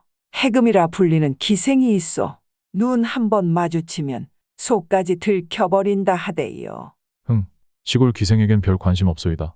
하지만 밤이 되자 그 말이 자꾸만 귓가에 맴돌았지요. 그는 한지 등불을 따라 발걸음을 옮깁니다. 기방의 뒷문은 이미 반쯤 열려 있었고 그 문으로 들어서는 순간 향냄새가 먼저 가슴에 박혔습니다. 기방 안은 조용했습니다. 풍악소리도 웃음소리도 없었지만 그 정적이 오히려 긴장처럼 느껴졌지요. 잠시 후 분홍빛 옷고름을 정갈이 맨 여인이 그 앞에 나타났습니다. 곱게 틀어올린 머리, 매와 문양이 박힌 옥비녀, 눈빛은 물결처럼 잔잔했지만 가만히 마주보면 속을 끌어당기는 힘이 있었지요. 먼 길 오시느라 피곤하셨지요. 나으리, 오늘 밤 잠시 잊고 싶은 것들이 있으셨다면 해금이 그 곁에 조용히 머물겠습니다. 오, 이 시골에 이런 집이 있었단 말이오. 술상에 오르고 조심스레 따라진 첫 잔이 도윤의 손에 닿을 때 그녀의 손등이 살짝 스쳤습니다. 무심한 듯 아주 가볍게. 사람은 가벼운 손끝에도 진심을 느낀다 하더이다. 그대는 사람의 마음을 미리 읽는 재주라도 있어. 읽으려 한 것이 아니옵니다. 그저 오래 기다려본 자는 비슷한 외로움을 알아보게 되지요. 해금은 천천히 말했습니다. 도윤은 조용히 술을 마셨고 말보다 눈으로 서로를 탐색했습니다. 그녀는 그가 어떤 사연으로 이 고을에 왔는지 묻지 않았고 그는 그녀가 어떤 여자였는지 따지지 않았습니다. 대신 그 밤 두 사람 사이에는 말보다 조용한 온기가 피어올랐지요. 혹여 그리운 여인이 있으신가요? 내 마음속엔 지운 듯 아직 남은 자국 하나가 있지요. 그렇다면 오늘 밤은 그 자국 위에 다른 향기를 얹어보는 겁니다. 해금은 자리를 일어나며 잔을 비우고 그를 조용히 뒷마당 연못가로 이끌었습니다. 달빛은 하늘 높이 떠 있었고 나무 그림자가 물 위로 길게 드리웠지요. 그 밤의 체온은 그 둘에게 잊지 못할 첫 장이 되었습니다. 그 후 춘몽각의 뒷마당, 작은 연못가, 밤 공기엔 매화향이 희미하게 섞여 있었고 도유는 바람보다 조용한 해금의 발걸음을 따라 자신도 모르게 그 자리에 앉아 있었지요. 그녀는 조용히 외투를 벗어 도윤의 어깨에 덮어주었습니다. 그 움직임엔 어떠한 유혹도 없었고 그저 어쩐지 외로워 보이는 사람을 향한 배려처럼 느껴졌습니다. 이곳에선 낮과 밤이 다릅니다. 낮엔 이름을 부르고 밤엔 서로의 마음을 부르지요. 그대는 늘 이런 말을 하며 사내의 마음을 홀리는 것이요. 아니옵니다. 대부분은 말보다는 손을 먼저 원하지요. 하지만 나으리는 그런 분이 아니시니까요. 그 말 한마디에 도윤의 표정이 조용히 바뀌었습니다. 그는 입으로 웃지 않았지만 마음이 조금 풀렸습니다. 그녀는 시 한 수를 읊기 시작했지요. 이 몸이 죽고 죽어 100번 고쳐 죽어 백골이 진토되어 넋이라도 있고 없고. 그건 예전 그 여인이 자주 읊던 시요. 그대는 정녕 어떻게 무얼 알고 읊은 것이요. 그저 눈빛 속에 맺힌 그리움을 따라 읊었을 뿐입니다. 그 순간 도윤의 눈에 자신이 미처 다 닫지 못한 문 하나가 열리는 느낌이 들었습니다. 그녀는 그 안을 들여다보는 듯한 눈으로 무언의 질문을 건네고 있었지요. 사람들은 제가 몸을 파는 여자라 생각하지요. 하지만 전 몸이 아니라 잊고 싶은 마음을 사줍니다. 그 말 참 독하구려. 그대 같은 여인 어디에도 없었소. 그 말에 해금은 고개를 천천히 돌렸고 둘 사이엔 말없는 시간이 흘렀습니다. 도윤의 손이 조심스럽게 해금의 손등 위에 내려앉았지요. 그녀는 피하지 않았습니다. 도리어 그 손을 부드럽게 감싸 쥐었습니다. 그 눈빛엔 어떤 약속도 없었고 그 손길엔 어떤 탐욕도 없었습니다. 오늘 밤은 서로 속이지 말기로 해요. 그저 우리가 서로 필요한 순간이라는 것만 믿어요. 그 말이 끝나기도 전 도윤의 손이 그녀의 허리선을 따라 조심스레 감겼습니다. 해금은 그의 어깨에 머리를 기대었고 그 밤 말보다 더 많은 감정이 그저 손끝과 숨결 사이로 흐르고 있었지요. 둘의 그림자가 천천히 평상 아래로 길게 드리워졌습니다. 달빛 아래서 느릿하게 뒤섞인 두 사람은 어쩌면 진심과 외로움을 함께 품고 있었는지도 모릅니다. 그들은 조심스럽게 서로를 안았습니다. 하지만 그 안엔 불꽃이나 격렬한 욕망보다는 봄비처럼 조용한 체온이 깃들어 있었지요. 해금은 도윤의 목덜미에 숨을 고르며 처음으로 누구에게 기댄 듯한 모습이 되었습니다. 그리고 그 밤이 깊어질수록 그녀는 점점 더 아무 말도 하지 않았습니다. 그 침묵이 오히려 가장 진한 교감이었지요. 제가 먼저 마음을 열면 그게 무기가 됩니다. 그러니 저는 늘 먼저 닫는 쪽이었지요. 그대는 닫을 게 아니라 지켜줄 사람을 기다렸던 게 아니었소. 그 질문엔 그녀가 대답하지 않았습니다. 대신 천천히 몸을 일으켜 도윤의 옷고름을 매만졌습니다. 그녀는 사람의 감정을 매만지는데 익숙했지만 자신의 감정을 손에 얻는 일에는 서툴렀던 사람이었지요. 그 밤은 길었고 서로의 체온으로 무언가를 덮어주던 시간이었습니다. 그리고 그때 두 사람은 알지 못했지요. 그 밤이 지나고 나면 많은 것이 바뀌게 된다는 것을. 햇살이 춘몽각의 창살 틈으로 들어오던 다음 날 아침 도윤은 천천히 눈을 떴습니다. 어젯밤의 온기와 잔향이 몸에 직 남아 있었지요. 그는 주변을 둘러보았지만 해금은 곁에 없었습니다. 잠시 뒤 문이 조용히 열리고 해금이 손에 다리미를 들고 방 안으로 들어왔습니다. 일어나셨습니까, 나으리? 옷고름이 많이 구겨졌더이다. 곧 봄바람이 불 텐데 단정하셔야지요. 방금 전까지 내 곁에 있던 이가 아무렇지도 않게 다림질을 하다니 낯선 일이오. 이 집은 낮에 찾아오면 아무 일도 없던 척 살아야 하니까요.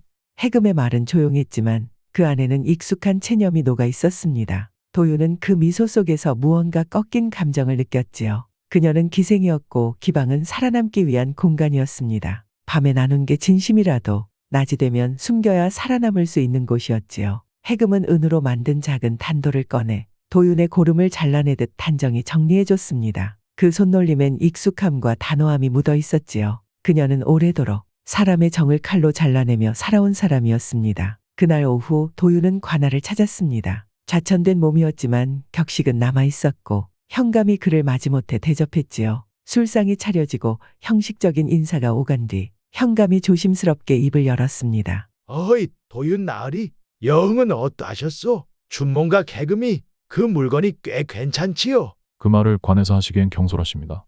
아, 정색 마시게. 그 여자는 그저 남정네의 한풀이용일 뿐이요. 정 주지 마시오. 그 집 뒷배 조심하셔야 하니까. 도윤은 그 말에 술잔을 내려놓고 잠시 깊은 생각에 빠졌습니다. 해금은 단순한 기생이 아니었습니다. 그 눈빛, 그 말, 그 자세엔 무언가 숨겨진 서사가 있었습니다. 그녀는 누군가의 명령을 받으며 사람을 감시하거나 이용하는 위치에 있을지도 몰랐지요. 그날 밤 도윤은 춘몽각을 지않았습니다. 대신 기방 뒤편의 별채로 숨어든 해금의 그림자를 멀리서 지켜봤지요. 그녀는 홀로 방 안에 앉아 작은 종이 한 장을 펼쳤습니다. 그 위엔 조선에서 금지된 책자들의 목록이 적혀 있었고 맨 아래엔 도윤의 이름이 또렷하게 쓰여 있었습니다. 서울에서 금서를 다루다 쫓겨난 자.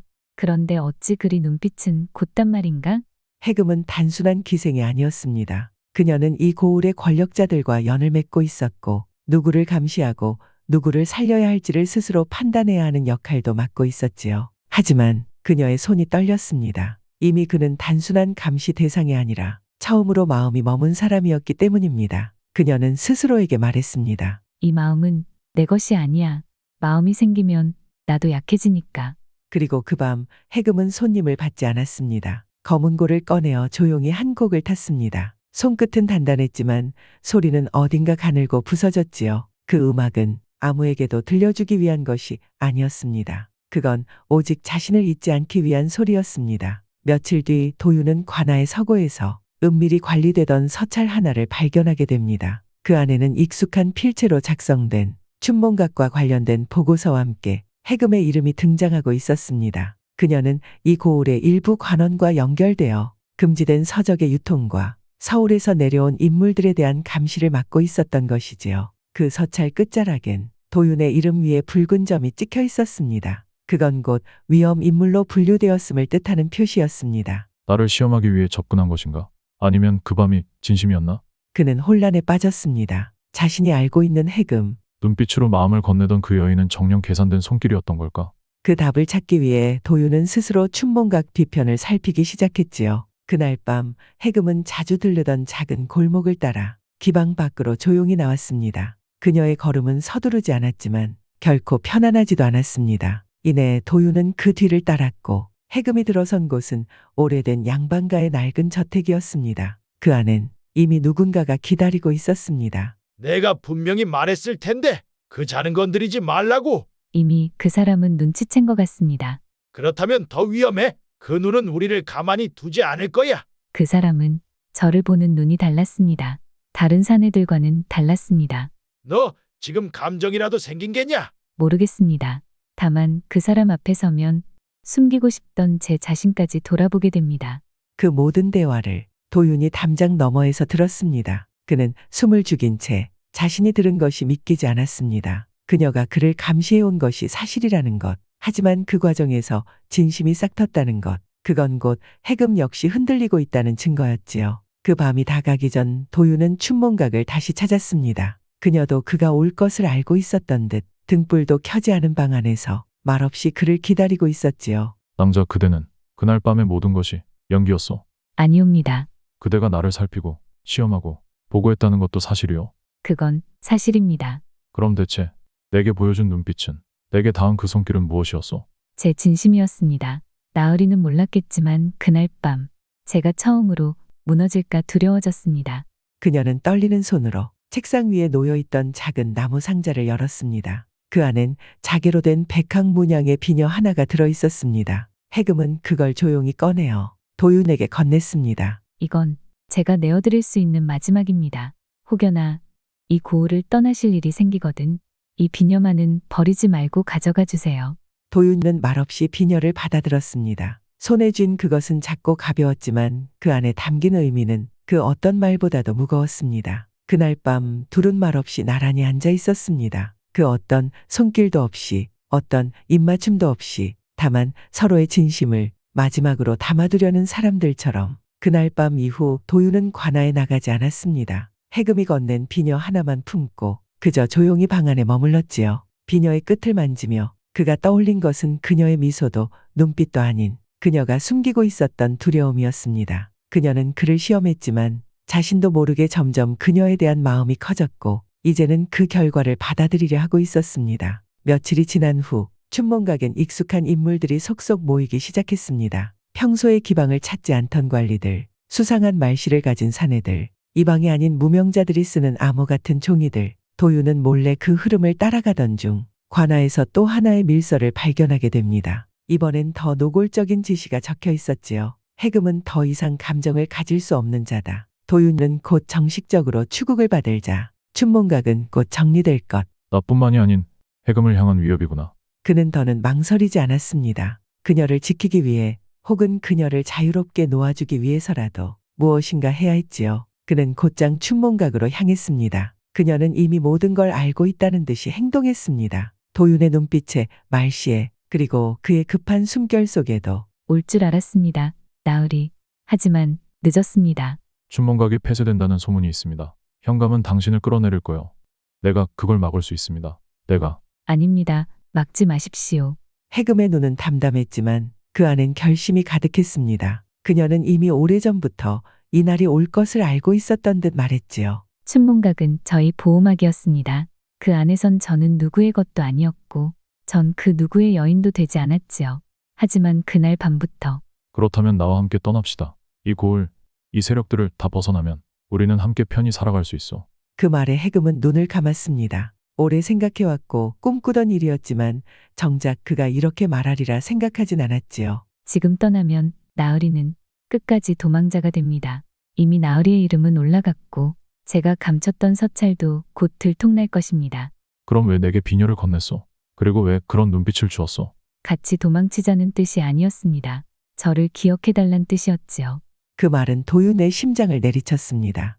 그녀는 자신이 살 길을 포기하고 있었고 자기 자신보단 도윤의 앞날을 생각하고 있었죠. 그는 다시 한번 마음을 굳게 결심했습니다. 나는 도망치지 않겠어. 그대가 부서지는 곳이라면 내 이름도 그대와 함께 지우겠어. 아니되옵니다. 그럼 나으리는 정말 사라질지도 모릅니다.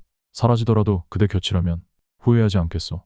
그날 밤 춘몽각의 등불은 꺼지지 않은 채 둘의 따뜻한 온기로 가득 찼습니다. 하지만 그가 아침에 잠에서 깨어났을 땐 이미 그녀는 밤사이 어디 갔는지 그의 곁에서 조용히 사라졌습니다. 그로부터 사흘 뒤 춘몽각의 대문은 굳게 닫혔습니다. 등불은 더 이상 켜지지 않았고 들꽃들이 피어있던 마당엔 낯선 발자국만 흩어져 있었지요. 사람들은 말했습니다. 해금이 관아에 끌려갔다고도 스스로 모습을 감췄다고도 누군가는 그녀가 자결했다는 소문까지 흘렸지요. 하지만 도윤은 어느 말도 믿지 않았습니다. 도윤은 성을 떠나기로 결심했습니다. 관직을 내려놓고 이름도 지운 채 남쪽 마을로 향하는 길을 선택했지요. 그는 어떤 진실도 증명하지 않았고 어떤 죄도 부정하지 않았습니다. 다만 해금과 나눈 그 마지막 밤만을 품고 떠났습니다. 떠나는 길 위에서 그는 해금이 건넨 작의 비녀를 품에 넣었습니다. 가끔 손끝으로 백학 무늬를 쓸어내리며 그녀의 숨결과 온기를 떠올렸지요. 봄이 지나고 여름이 올 무렵 그는 작은 객주에 머물며 조용히 살아갔습니다. 그가 떠난 고을에서는 춘몽각의 흔적조차 깨끗하게 사라졌습니다. 사람들은 그녀를 잊었습니다. 아니, 잊은 척 했을지도 모르지요. 어느 날 도윤은 자신의 방 안에서 먼지를 뒤집어 쓴 책 한 권을 펼치다 속장에 껴있는 편지 조각을 발견합니다. 거기엔 익숙한 글씨체로 이런 문장이 적혀 있었습니다. 사람의 진심은 말로 남지 않습니다. 다만 잊히지 않는 마음으로 남을 뿐이지요. 나으리, 저도 나으리를 잊지 않겠습니다. 그는 말없이 그 편지를 접어 비녀와 함께 천으로 감싸 넣었습니다. 그리고 작은 상자에 넣고는 그 여느 날처럼 마당 나무 아래에 앉아 있었습니다. 그의 눈엔 눈물이 고인 건지 햇빛이 반짝였는지는 알 수 없었습니다. 다만 그는 그날 이후 다시는 누구의 손도 잡지 않았다고 합니다. 춘몽각 안에 살던 이름들은 바람에 흩어졌지만 해금이란 이름은 그날의 비녀처럼 도윤의 가슴 속에 조용히 박혀 오래도록 빛났습니다. 사람의 진심은 몸으로 확인되지 않고 말로도 다 담을 수 없습니다. 그저 떠나고 나서야 비로소 알게 되는 것. 그때 내가 사랑했구나. 그녀도 나를 사랑했었구나. 그 진심만이 누군가의 시간 속에 조용히 남아있지요.